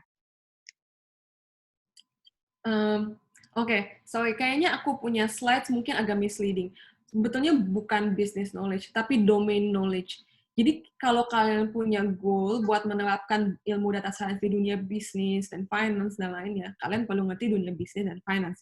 Kalau kalian punya goal buat menerapkan ini di dunia politik, kalian perlu ngerti di dunia politik gitu. Kalau kalian punya goal menerapkan ini di dunia healthcare, ya kalian perlu ngerti di bidang medical dan healthcare kayak gitu. Jadi intinya tuh tergantung sama kalian punya domain, kalian mau fokus mana. Kalau emang kalian mau fokusnya di dunia bisnis, ya tentu kalian perlu ngerti gimana cara baca financial statement, gimana cara apa bedanya revenue, profit, gross profit, dan ada juga semua operating expenses dan lain-lainnya gitu. Kayak gimana cara baca itu semua, itu ya kalian tetap perlu ngerti kalau kalian mau penerapannya di sana gitu. Tapi kalau kalian nggak mau nerapin di sana, ya kalian nggak butuh ngerti matrix bisnis tersebut gitu. Ya gitu jawaban aku. Oke, terima kasih. Semoga jawab ya Kak O'Brien. Selanjutnya dari Anonymous, Kak, sharing tentang dunia kerja bagian data science dan gambarannya di luar sana seperti apa? Untuk tesisnya Kakak ambil tema tentang apa dan alasan Kakak mengambil tema itu apa? Oke, jadi kalau dunia kerja di bagian data science, kalau misalnya di luar sana itu maksudnya di US gitu ya, di tempat yang aku sekarang itu di US, kita tuh data science itu lagi berkembang banget lah ya. Dan data science itu juga banyak banget cabangnya. Jadi kalau misalnya aku apply kerja sebagai data scientist, aku juga punya pilihan apakah aku mau fokus lebih ke bagian back end-nya doang yang belajar statistiknya, apakah aku mau lebih ke coding-nya, apakah aku mau ke machine learning-nya, dan research di dunia machine learning dan deep learning gitu loh. Karena perkembangannya cepet banget, jadi kalau misalnya dunia pekerjaan data science di sini, yang paling penting itu kita tuh mesti ngerti banget satu basicnya, sama dua apa yang lagi paling hype, paling berkembang gitu. Kayak misalnya sekarang lagi berkembang banget sama dunia learning gitu, di dunia semantic segmentation. Aku mesti ngerti semantic segmentation itu apa. Aku mesti ngikutin perkembangan zaman. Jadi paling penting itu kalau kita di dunia data science di sini, aku mesti ngikutin perkembangan zaman. Jadi literally aku baca jurnal dan baca paper orang almost setiap bulannya gitu, buat ngikutin apa penemuan apa sih yang baru terjadi. Apakah orang sekarang ini deploy staff cuman kayak locally, atau aku mesti pakai Docker atau Kubernetes, kalau ada yang ngerti Docker dan Kubernetes, karena emang menujunya ke sana gitu. Kayak aku mesti ngikutin banget lah intinya gitu. Itu susahnya dan juga spesialnya dunia data science gitu. Karena kita literally di cutting edge of technology, emang bener-bener lagi di front end teknologi, perkembangan teknologi. Buat tesis, Kalau aku di sini sebutnya senior project, bukan tesis. Tapi kalau buat aku, kita itu dikasih beberapa pilihan buat mempartner dengan real company, buat kerja sama company yang asli gitu, yang ada. Dan buat aku sendiri, yang aku punya itu yang real estate tadi yang aku bahas. Jadi gimana caranya aku pakai data-data digital, contohnya data Google Trends, data rumah-rumah listing-listing lu, yang ditawarin konsumer. Jadi yang kalau kalian ke Google gitu ada ad. Nah, aku tahu itu gimana caranya pakai data-data itu buat memprediksi demand di dunia real estate di tiap lokasi gitu. Itu aku punya senior project. Alasannya aku ngambil itu sebetulnya pas ngambil itu aku nggak punya alasan tertentu sih. Aku cuman ngerasa ini tuh something yang sangat bisa di-applicable, nggak cuma di US tapi juga di Indo kan ya. Dan digital advertising kayak contohnya yang udah rekamin juga udah cover tadi ada namanya digital marketing, digital advertising itu juga lagi maju banget gitu. Dan aku tahu itu lagi maju dan aku tahu data di bagian sana juga banyak banget dan data-data itu sebenarnya kita bisa pakai buat bantu prediksi di dunia-dunia lain, contohnya di dunia real estate. Jadi aku emang penasaran aja gimana caranya menghandle data digital tersebut. Oke. Oke, makasih Kak Jessica atas jawabannya. Kita langsung lanjut ke pertanyaan dari kalian nih. Kak, sharing tentang dunia kerja. Ini barusan pertanyaannya sama ya? Oh, oke, sorry. Oke, kita lanjut pertanyaan selanjutnya dari Kak Desmi. Kak, sharing perihal intern di NVIDIA ya, bacanya. Apakah ada intern globalnya yang memungkinkan kita dari Indonesia bisa join? Aku kurang tahu ya, kayaknya setahu aku sih Indonesia belum. Dari negara lain mungkin ada beberapa kayak Singapura, China, ada beberapa di Europe. Tapi setahu aku Indonesia, NVIDIA nggak ada cabang di Indo ya. Jadi kayaknya mungkin belum bisa. Tapi mereka ada globally, mungkin di tempat lain tapi bukan di Indo. Mungkin ke Singapura gitu. Oke, terima kasih Kak Jessica. Oke, ini dari pertanyaan Kak Brian, berarti gambaran aplikatif machine learning itu seperti apa ya, Kak? Mungkin tadi pas bahas di awal-awal nih. Ya, tadi kayaknya mungkin mestinya udah kejawab ya. Tadi aku udah bahas aplikasinya. Even sampai project yang aku bikin tentang image itu. Ya, oke. Oke, lanjut nih dari Anonymous. Apakah sedikit orang Indonesia yang mengambil S2 di bidang data science di Harvard? Saya lihat bahwa lebih banyak yang ada di HBS, sedangkan sedikit sekali di School of Engineering secara umum. Ini benar banget. Kamu tahu nggak sih, aku tuh the only Indonesian di School of Engineering. Aku nggak punya temen Indo di aku punya department. Aku juga nggak tahu ya kenapa. Even angkatan atas aku juga nggak ada sama sekali. Jadi even di department lain, biasanya mereka at least lebih dari satu. Kayak di law ada 2, di dunia di desain ada 3 atau something. Kayak di HBS emang paling banyak. HBS ada 6 gitu tahun aku. Dan makanya itu juga sebetulnya salah satu kendala yang menurut aku kekurangan dari Indo ya. Kayak Indo tuh ada agak sedikit behind di dunia teknologi.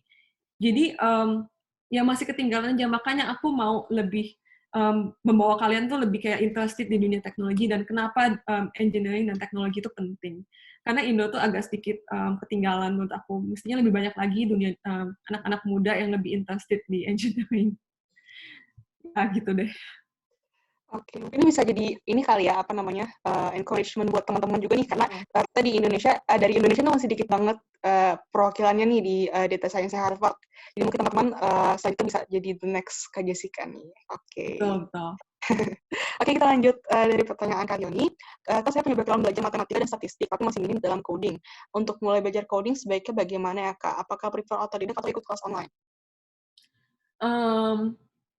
Aku mungkin suggest ikut kelas online, dan aku mungkin suggest mulai dari Python, karena Python itu coding language yang sangat mendasar menurut aku. Kenapa kelas online? Karena kadang-kadang kalau otodidak kalian nggak tahu mau mulainya dari mana. Terus lama-lama bingung sendiri, kesusahan sendiri, terus kalian stop sendiri dan nyerah gitu aja. Sedangkan kalau misalnya mungkin kalau ikut kelas, udah ada kurikulum yang kalian bisa ngikutin, jadi kalian tahu emang mestinya mulai dari mana, what's next, and then what's next, what comes after, gitu. Jadi kayak udah ada structure-nya. Ya sih, itu saran aku. Dan ada juga kontroversi, apakah Python atau R yang lebih bagus.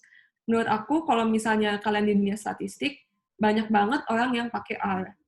Buat statistik, R itu lebih useful. Tapi kalau kalian prefer buat mendalami lebih lanjut di dunia data science dan machine learning, mendingan kalian pakai Python.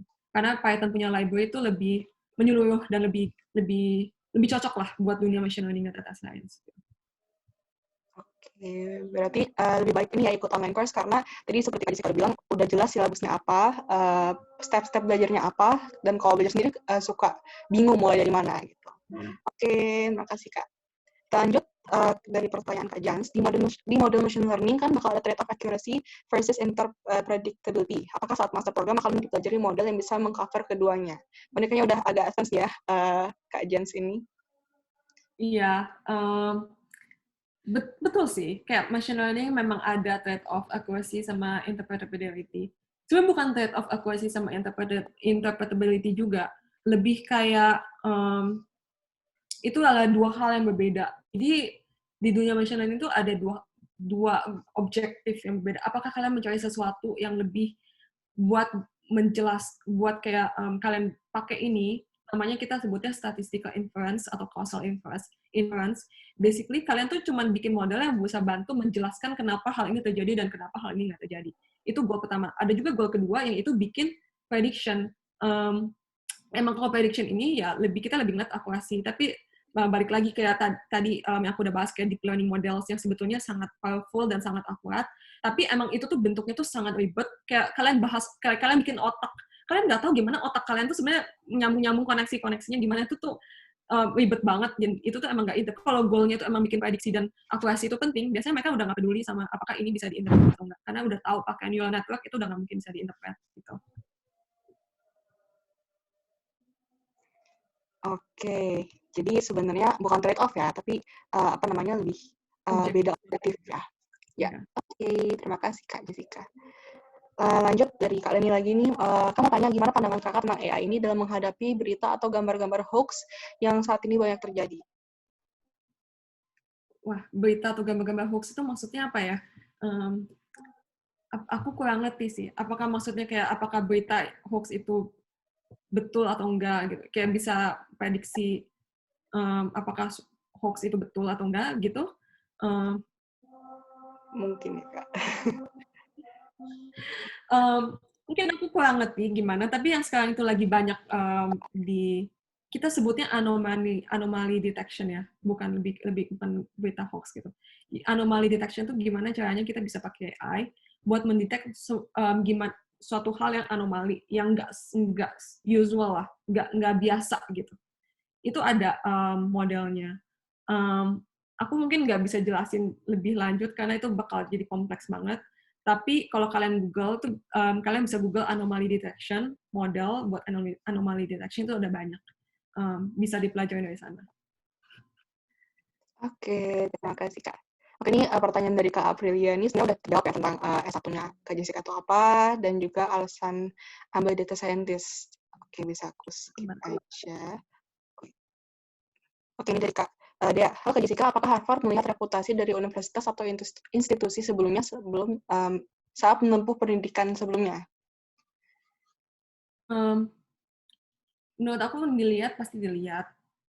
Cuman seberapa impactful itu mungkin nggak impact banget. Kayak misalnya gini, kalau kalian S1-nya dari kayak Harvard juga, ya dia most likely bakal terima kalian gitu. Kalian dari Harvard juga gitu sama-sama.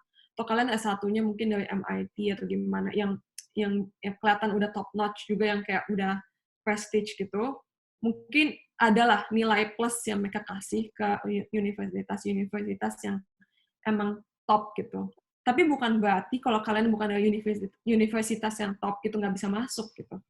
Banyak banget juga teman-teman aku tuh yang kalau aku tanya S1-nya dari mana, aku nggak even kenal gitu. Itu sekolah apa dan di mana dan kayak dari antah bantah gitu. Aku juga nggak tahu. Jadi intinya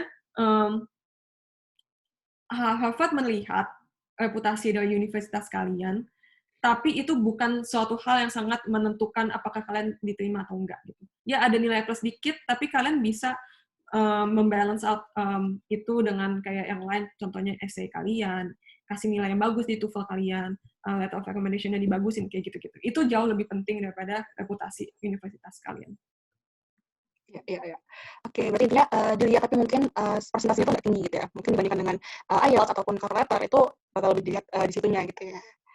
Oke, oke. Lanjut pertanyaan dari Mas. Kak, ketika kita belajar data science gitu, menurut Kakak harus belajar semua domain atau lebih satu fokus saja? Misalkan NLP saja atau sampai tahu ke dalam-dalamnya? Um, Kalau aku, ini sebenarnya tergantung. Apakah kalian emang kalian punya interest itu di satu bidang itu dan kalian bersikeras emang cuman mau mendalami di bidang itu atau enggak. Tapi kebanyakan dari kita itu tuh nggak fokus di satu aja. Justru kita pas lagi kita master data science, kita berusaha buat memperluas kita punya knowledge base juga. Aku belajar NLP, aku belajar computer vision, aku belajar statistik yang mendalam juga, aku belajar Bayesian juga. Jadi aku mencoba untuk bisa ngerti semuanya. Karena basically aku mau tahu, aku mau fokus kemana, itu juga setelah aku bisa belajar semuanya. Aku mesti explore dulu semuanya, sampai tahu aku tuh sukanya apa. Kalau misalnya aku belum explore semuanya, dan aku cuman fokus di satu hal doang, ya aku nggak akan tahu apakah aku suka di hal lain atau enggak. Gitu. Kalau saran aku sih, mendingan belajar semuanya, semua domainnya. Nanti kayak kalian udah tahu mana yang kalian mau suka, baru kalian bisa dalamin itu pas kalian mau research, pas kalian bikin tesis, atau pas kalian kerja gitu. Tapi awal-awalnya sih mendingan belajar semuanya aja. Oke, berarti untuk sebagai comprehension-nya mungkin belajar semuanya dan ketika ingin memperdalam baru fokus ke satu gitu ya, Kak. Oh. Lanjut ini dari Anonymous lagi, jika lulusan S1 luar negeri yang menggunakan English as the medium of instruction, apakah masih perlu untuk mengambil TOEFL atau IELTS? Setahu aku ini bisa di-waive. Aku dulu di-waive karena aku punya S1 dari Berkeley, jadi aku nggak ambil TOEFL IELTS lagi. Tapi balik lagi, pas kalian pertama kali S1, pas apply S1, kalian mestinya ada TOEFL juga kan ya. Jadi as long as kalian udah pernah sekali dalam semua hidup pernah ambil tes itu, that's fine gitu. Kalian nggak usah submit lagi. Oke, Cuman berarti kalau misalnya aku tanya balik sih, kalau misalnya S1-nya kalian tuh bukan dari US, walaupun itu Inggris, mungkin di Singapura gitu, walaupun itu pakai bahasa Inggris juga, belum tentu itu bisa di-waive. Jadi kalian mesti tanya lagi ke admission committee-nya gitu. Kalau dari US sih di-waive. Kalau misalnya dari Singapura atau gimana, aku nggak tahu. Mungkin nggak bisa. Gitu. oke. Berarti kalau dari US sudah pasti di waive, kalau misalkan dari luar US itu masih perlu di confirm lagi ya. Karena mungkin kalau misalkan kayak Inggris Singapura kan apa ya, mungkin levelnya juga berbeda gitu kan dengan English di US. Jadi mungkin harus ada penilaiannya tersendiri gitu. Oke, terima kasih Kak Jessica. Terus untuk selanjutnya ada pertanyaan dari Kak Tarik. Acceptance rate buat Harvard CS ini berapa ya Kak? Dan adakah tes untuk masuk ke Graduate School of CS di Harvard atau only document screening? Buat acceptance rate aku nggak tahu, karena itu juga selalu berubah-ubah tiap tahunnya. Aku nggak tahu sekarang berapa. Seingat aku dulu sih kecil, kayak yang pasti di bawah 10%. Apakah itu di bawah 5%, aku kurang tahu juga, aku lupa. Tapi ingat juga ya, ini tuh kan dari semua orang. I mean like banyak juga dari kayak misalnya kayak dia ngomong Harvard tuh memvalue diversity gitu. Misalnya kalau misalnya yang apply dari China itu banyak banget, pasti banyak juga yang reject gitu misalnya. Tapi kalau misalnya ngeliat yang dari Indonesia, aku nggak tahu sih siapa aja yang apply dari Indonesia, tapi aku sendirian. Tapi kayaknya menurut aku yang apply juga nggak banyak gitu. Mungkin chances of getting accepted juga lebih tinggi, karena dia berusaha buat diversify students-nya gitu. Jadi acceptance rate-nya, aku nggak bisa jawab karena aku nggak tahu. Dan kalau untuk tesnya, nggak ada sih tes buat ke SIS di Harvard. Cuman dokumen screening aja betul. Cuman semua dokumen yang kalian submit pas kalian apply. Oke, terima kasih Jessica. Kita lanjut, ini masih terkait dengan dokumen. Ada dari Anonymous, apakah dari SAT dilihat Kak? Kita nggak diminta SAT, jadi nggak dilihat sih. Oke, bisa lanjut. Dari Kak Tarik lagi, aku mau tanya how the graduate classes in Harvard being conducted? Apakah lecture-based class atau campuran antar project-based dengan lecture-based class? Dan terus apakah ada tutoring juga di sana? Semua kelasnya itu pasti ada namanya lecture, tapi pasti juga ada namanya project. Jadi, I guess bisa bilang campuran ya, project based dan lecture based. Kita nggak ada sih namanya tuh lecture based gitu. Kita nggak pernah sebut kelas ini lecture based. Karena udah pasti kan ada satu sesi di mana profesornya ngajarin kita ini tuh apa, konsep ini, konsep ini. Tapi selalu ada suatu kayak project kecil atau problem set yang kita perlu bikin tiap waktu, tiap minggu atau tiap bulannya gitu.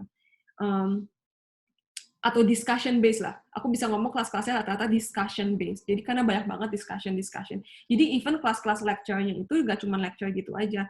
Tapi kamu juga bisa tanya jawab sama profesornya. Kamu bisa raise hand and tanya dan bisa discuss at that point in time juga gitu. Jadi aku bakal bilang itu lebih ke discussion based. Apakah ada tutorial di sana? Kita tuh sebutnya office hour. Jadi tiap kelas itu ada namanya teaching assistant TA gitu atau teaching fellows TF. Jadi mereka ini adalah asisten-asisten profesor di mana mereka mesti ada office hour tiap minggunya. Kita bisa datang ke office hour dan minta tutoring ke mereka ini. Jadi apakah ada tutoring sana? Ada. Cuman nggak spesial. Kayak maksudnya kalian nggak punya seorang tutor yang spesial khusus buat kalian. Lebih kayak ada tutor buat tiap kelas gitu. Jadi kalau kalian ada suatu materi yang kalian kurang jelas, kalian bisa minggu itu ke office hour-nya TA atau TF ini gitu. Oke, terima kasih. Mungkin untuk conclude, berarti sebenarnya di Harvard ini dia tulis learning, dan juga mereka lebih ke discussion dan juga project based, dan juga tutorial juga di-provide ya di office hours dengan TA-nya. Oke, lanjut dari kajian lagi. Jadi untuk daftar master itu penting untuk bangun portofolio kita kayak di Airpops, GitHub, Kaggle, dan juga yang lainnya ya, Kak? Nggak terlalu sih. Sebetulnya gini, jadi penting untuk bangun portfolio kalian di kalian punya resume atau CV. Jadi pas CV, kalian bikin section isinya projects. Kalian bisa cantumkan semua project kalian. Tapi admission committee nggak mungkin ke kalian punya GitHub profile and liatin kalian punya repo-nya ada apa aja. Atau nggak mungkin ke Kaggle kalian nggak liatin kalian udah complete challenge apa aja. Itu mereka nggak bakal ke sana. Even pas aku daftar, aku nggak punya GitHub account, aku nggak punya Kaggle account atau Airpops. Sampai sekarang aku nggak punya Airpops dan aku nggak tahu Airpops itu apa. Jadi ya, mereka nggak ngelihat portfolio kalian di sana. Mereka cuma ngelihat kalian punya projects di resume dan CV. Oke, berarti mungkin lebih bangun portfolio lebih ke resume-nya itu ya, yang mana memang meng-include si kemampuan kita yang mungkin dimasukin ke portfolio-nya itu. Jadi ke project-nya aja. Oke, lanjut pertanyaan dari Kak Tarik. Buat certification, apakah rekomendasi dari Kak Jessica kalau kita mau ambil certification untuk boost up application, sertifikasi di bidang apa yang related dengan data science? Wah, buat aku personally, aku nggak ngambil certification apa-apa sih pas aku apply. I don't think it's that important. Kalau misalnya kayak kalian nggak ada background di dunia coding misalnya, dan kalian berusaha belajar coding, dan mungkin sekalian kalian mau ngambil kelas yang ada certification-nya, ya bisa gitu. Tapi kalau misalnya kalian cuma mau ngambil certification khusus cuma buat bikin kalian punya aplikasi lebih baik, menurut aku it doesn't really add much value into it. Gitu. Oke, berarti certification sebenarnya nggak terlalu mempengaruhi application. Oke, lanjut pertanyaan dari Kak Wine. Kalau pas apply master di Harvard, posisinya udah pernah master di Belanda, apakah perlu IELTS lagi? Nah, ini mungkin udah terjawab juga sama yang tadi ya. Mungkin untuk perkuliahan yang mereka conduct di dalam bahasa Inggris, tapi dia di luar US, mungkin harus dikonfirm lagi apakah bisa di-wait atau enggak. Oke, selanjutnya dari Kak Hanisa, apakah ada rekomendasi buku tentang data science yang bisa dibaca untuk menambah pengetahuan di data science?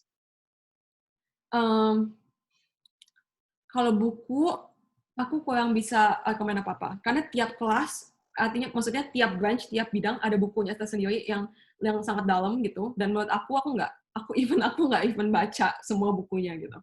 Cuman kalau buat aku suka baca ini website, kalau ada yang pernah tahu, Medium atau Towards Data Science.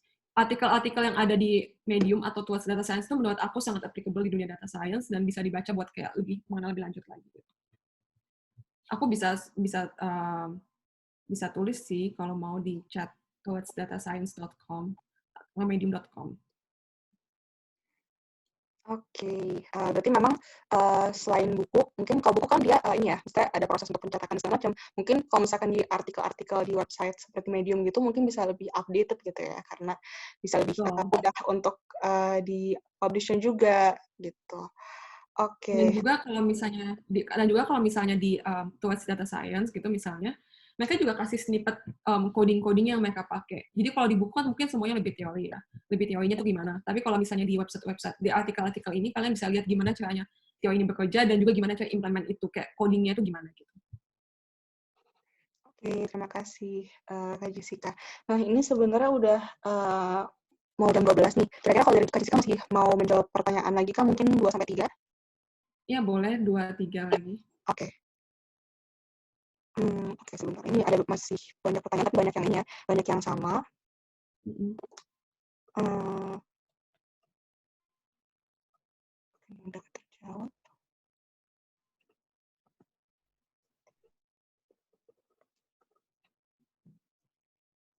Nah, ini mungkin ya, menarik, dari Kak Tarik, dari perspektif Kak Jessica yang lagi populer di bidang data science itu apa? Apakah itu medical field, atau recommender system, atau, mungkin ada yang lainnya? Um, yang lagi populer semuanya sebetulnya aku bisa ngomong. Kayak recommender system tapi aku bisa bilang gini, recommender system sekarang itu udah lumayan cukup develop. Jadi kayaknya udah mulai stabil gitu, kayak bukan lagi hype yang naik-naik terus lagi. Jadi recommender system yang ada sekarang kayak lewatin collaborative learning dan lain-lain, itu tuh sekarang itu udah lumayan banyak yang dipakai. Kayak kalian kalau misalnya ke Topet atau ke Shopee gitu, pasti kan kalian lihat ada yang pas lagi browsing suatu produk tertentu, ada kayak recommend suggestion produk-produk lainnya yang mungkin mirip-mirip juga, itu pakai recommender system, itu tuh recommender systemnya biasanya udah top notch gitu. Kalau kita di US pakainya Amazon gitu-gituan, itu udah top notch. Jadi recommender system tuh udah mulai stabil lah ya. Perkembangannya itu yang lagi hype banget sekarang tuh di dunia, ya medical field iya, di dunia computer vision dan di dunia NLP, Natural Language Processing. Natural Language Processing itu lagi gede banget, karena kan kayak misalnya, kalau kalian panggil Hey Siri atau kayak Hey Google gitu, buat kayak mereka mesti jawab kalian nanya apa, itu kan pakai Natural Language Processing, itu juga lagi berkembang banget. Dan juga lagi sekarang tuh lagi hype itu self-driving cars, itu tuh lagi gede banget, karena banyak banget kayak gue tanpa ada orang yang nyetir di dalamnya kan. Itu gimana caranya? Mereka tuh mesti train mobilnya supaya pintar enough buat ngelihat apakah ini jalanan, apakah ini jalan buntu, apa mesti belok atau enggak. Itu tuh lagi hype, lagi gede banget lah di dunia itu, self-driving cars. Oke, terima kasih Kak. Berarti sebenarnya, secara umum lagi hype semua ya, tapi mungkin ada beberapa yang udah mulai terdevelop sehingga nggak, apa namanya, perkembangannya nggak naiknya tinggi Dan gitu. naik, iya, betul.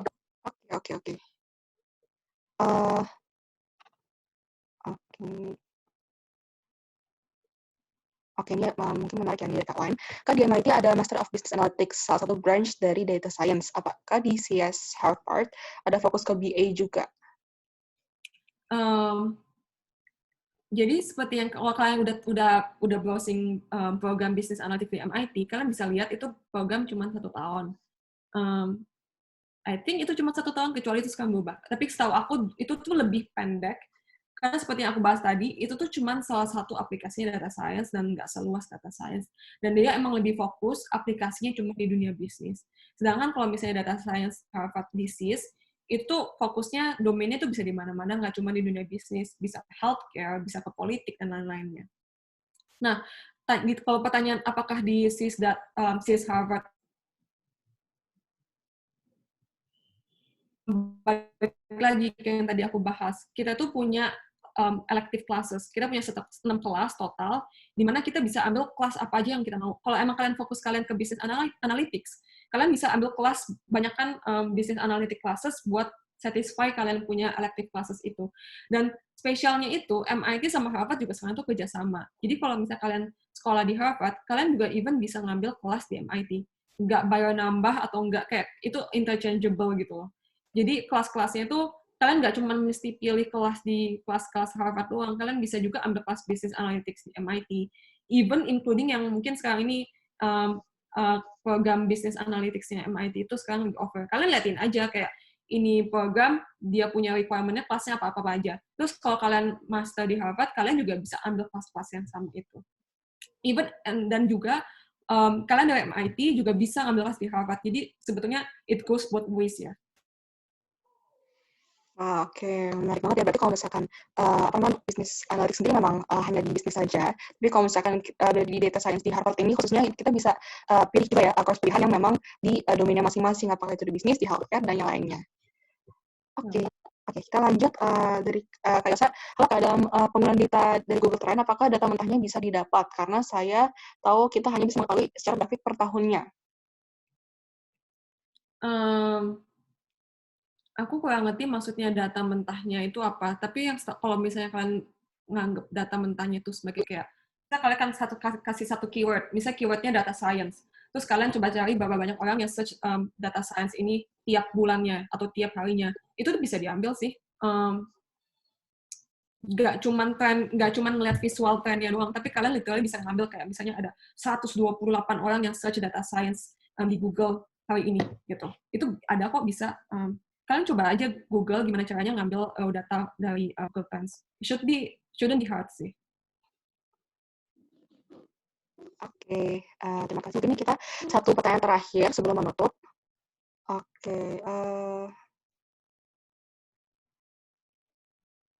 ini udah apa namanya banyak yang mirip-mirip pertanyaannya.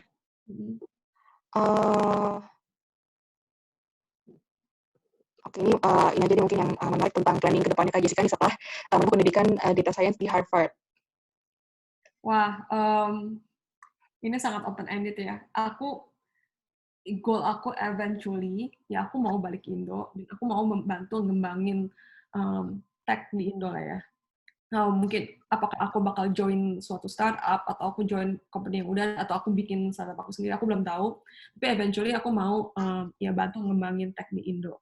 Tapi kayak aku ngerasa kalau misalnya aku habis lulus langsung balik Indo, aku tuh nggak add too much value karena aku nggak punya experience apa-apa. Jadi planning aku buat kayak beberapa tahun ke depan, ya cari experience di Silicon Valley, karena ya Silicon Valley ya itu kan kayak pusatnya ya, pusat tech advancement tuh di Silicon Valley. Jadi aku mau kerja di sini buat belajar lebih lanjut lagi, buat gimana cara menerapkan ilmu-ilmu data science dan machine learning ini di real world gitu, di industries. Nanti setelah beberapa tahun mungkin aku udah ngerasa aku udah cukup pintar dan aku bakal balik Indo dan aku bakal bantu Indo gitu. Ya itu plan aku buat sekarang. Ya, ya, wah, oke. Thank you Kak Jessica udah sharing plannya untuk kedepannya, menarik banget. Nah, sebelum kita mengakhiri sesi pada hari ini, jadi selain punya kelas-kelas bootcamp, kami juga punya komunitas nih. Mungkin teman-teman sekarang ini mungkin udah tahu juga ya, kita punya yang namanya ini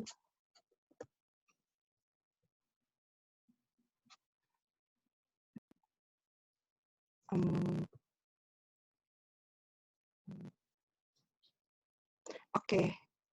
Oke, jadi selain punya kelas bootcamp, kami ini kita punya grup Telegram sebagai wadah komunitas kita.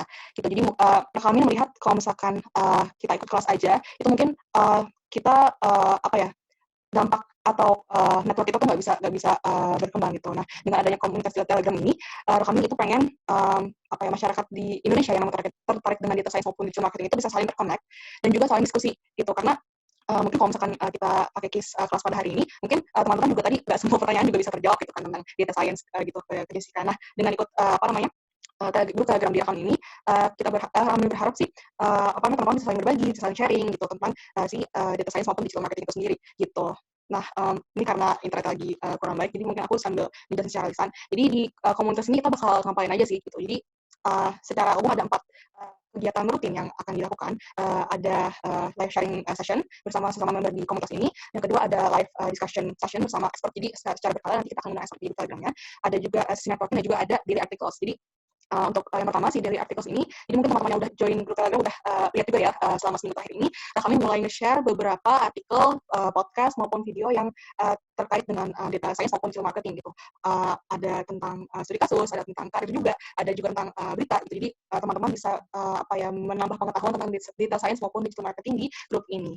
Terus juga akan juga diadakan live sharing dengan semua member karena mungkin belum banyak tahu juga anggota grup kami ini tuh nggak cuma peserta dari free public class Rahamin aja, tapi juga dari siswa Rahamin yang udah pernah ikut bootcamp di Rahamin gitu. Jadi dan itu kami undang dari yang batch-batch yang awal-awal yang batch-batch 1. Nah, mereka sudah lulus nih kemarin dan pastinya karena kami juga membantu penyaluran kerjanya, mereka bakal punya pengalaman nih di bidang di kerjanya gitu, di bidang data science maupun digital marketing. Nah, nanti kalian juga bisa bertanya gitu ke mereka kalau misalkan kalian ada masalah di pekerjaan gitu terkait dengan data science ataupun digital marketing, ataupun misalkan kalian kepo nih misalkan mau tanya tentang A dong, tentang B dong gitu di grup, itu bisa langsung ditanyain aja gitu. Jadi di sini kalian bebas untuk bertanya ke sesama membernya gitu, dan nanti bakal ada sesi khususnya juga gitu ya, membahas tentang topik-topik tertentu misalkan terkait dengan pengalaman belajar, tentang pengalaman karir, dan juga mungkin tentang membuat portfolio gitu. Tadi kan juga ada yang nyebutin juga bikin portfolio di Medium, bikin portfolio di GitHub dan lain sebagainya, itu juga akan bisa sharing di situ. Selanjutnya ada live discussion bersama expert. Nah, nanti secara berkala grup Telegram ini akan kami akan menginvite expert ke grup Telegram, baik itu data science maupun digital marketing. Nanti bakal ada sesi bersama mereka, live discussion. Itu bisa ada untuk quiz ataupun tanya jawab gitu. Nanti teman-teman bisa bertanya dan si expertnya ini akan menjawab pertanyaan teman-teman terkait dengan karir, studi kasus dan yang lainnya dalam jangka waktu tertentu gitu. Dan juga yang pastinya dengan adanya komunitas ini, teman-teman bisa berjejaring nih sesama member komunitas yang memang latar belakangnya juga berbeda-beda gitu kan. Dan kalau misalkan teman-teman lihat juga membernya ini juga udah ratusan gitu sampai sekarang ini. Jadi kalian bisa banget untuk menggunakan kesempatan ini untuk saling berjejaring, karena semakin luas network kalian tuh akan memperbesar peluang kalian untuk bisa belajar, bisa mendapatkan kerjaan gitu kan, bisa mendevelop diri kalian sendiri gitu. Dan juga kalian juga bisa networking dengan expert-expert yang kita invite juga di situ. Oke. Menarik ya program-program yang ada di grup Telegram komunitas kami ini. Dan mungkin aku juga bisa bilang komunitas ini termasuk yang aktif juga untuk berdiskusi, karena kalau misalkan kalian melihat nih komunitas-komunitas dari platform lain atau program lain, itu mereka hanya menjadikan grup Telegram itu hanya sebagai tempat promosi mereka gitu, tentang program mereka, tentang webinar mereka, tentang kelas-kelas yang mereka punya. Tapi kalau misalkan di grup ini kita sangat open gitu tentang diskusi dan juga sharing. Jadi teman-teman silakan banget kalau misalkan belum join, silakan di-scan untuk join grupnya, dan juga ada linknya juga di bawah. Dan ajak juga nih teman-teman kalian yang belum join, karena ya semakin banyak yang join, semakin banyak orang bisa juga belajar bareng, dan kita bisa belajar dan juga berkembang bersama gitu. Oke. Sekian untuk presentation terkait dengan grup komunitas kami ini. Nah, mungkin terakhir kita balik lagi nih ke slides-nya. Oke, sorry nih, internet aku agak trouble kayaknya, jadi nggak bisa full. Oke, jadi teman-teman boleh curhatin tentang webinar kali ini atau podcast kali ini. Oke, GPA 1 penting nggak untuk S2? Oke, mungkin ini bisa dijawab sama Kak Jessica. Terakhir nih, spesial karena banyak yang nanya juga ternyata. Penting, tapi tidak menentukan. Jadi kalau misalnya nilai kalian bagus, ya bagus buat kalian, nilai plus lah ya. Tapi kalau misalnya nilai kalian jelek, kalian mesti suplemen itu di materi lainnya, contohnya letter of recommendation atau essay kalian. Jadi intinya, basically kalian nanya, aduh ini penting atau enggak, ini penting atau enggak, ini penting atau enggak. Semuanya tuh nggak ada jawaban konkret iya atau enggak. Lebih kayak kalau misalnya kurang di satu hal, ya kalian suplemen itu di ya. Jadi intinya itu cuma gitu. Kayak average jadinya gimana gitu. Dilihat semuanya kok. Oke, wah itu mungkin bisa jadi closing remarks juga ya dari Kak Jessica terkait dengan application-nya. Oke, ini juga banyak yang bilang insightful, terus terima kasih banyak, keren, semoga sukses semua, inspirational, presentasinya jelas. Oke, terkait dengan presentasinya nanti akan di-share di grup Telegram. Tadi aku juga udah confirm ke tim aku, akan di-share ya di grup Telegram. Jadi jangan sampai kalian nggak join grup Telegramnya, karena semuanya bakal di-share di situ. Oke, nah ada yang bilang pertanyaanku nggak dibalas. Ya maaf ya teman-teman, karena ini public class, ada kendala waktu. Mungkin kalau dari Kak Jessica, welcome nggak untuk misalkan teman-teman ada yang masih penasaran untuk bertanya langsung ke Kak Jessica nih? Boleh sih kontak aku aja ke DM kayaknya aku kasih kalian di slide nanti ada kayak aku punya account Instagram, bisa DM aku langsung kalau misalnya ada pertanyaan atau apa. Oke, jadi teman-teman bisa langsung kontak DM-nya Instagram Kak Jessica aja ya. Oke. Oke, terima kasih teman-teman untuk hari ini. Terima kasih juga untuk input-inputnya dan juga terima kasih Kak Jessica tentunya sebagai pembicara pada hari ini udah meluangkan waktunya. Dan sampai jumpa di public class dan juga kelas-kelas rekaman kami yang lainnya. Terima kasih. Selamat siang teman-teman.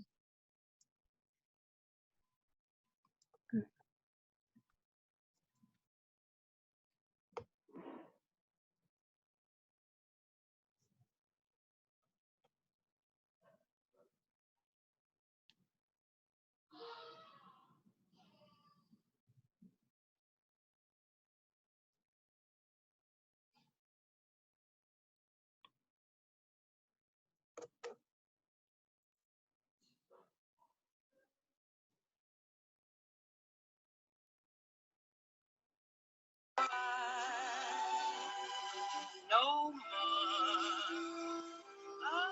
of May, no twinkling stars, no hideaway,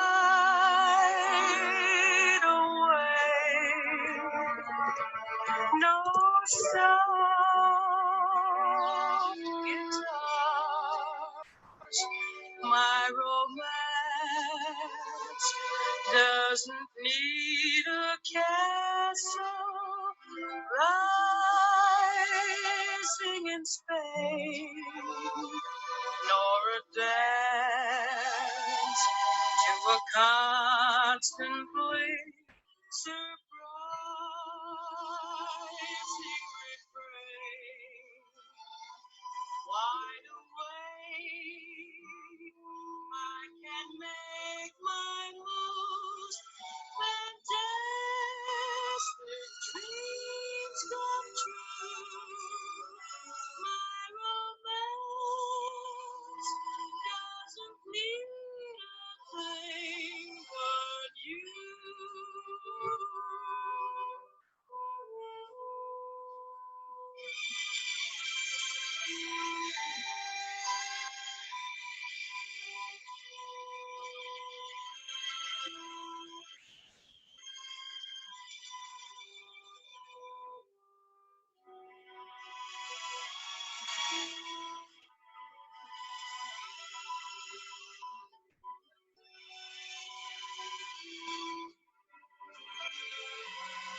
My romance doesn't need a castle rising in Spain, nor a dance to a constantly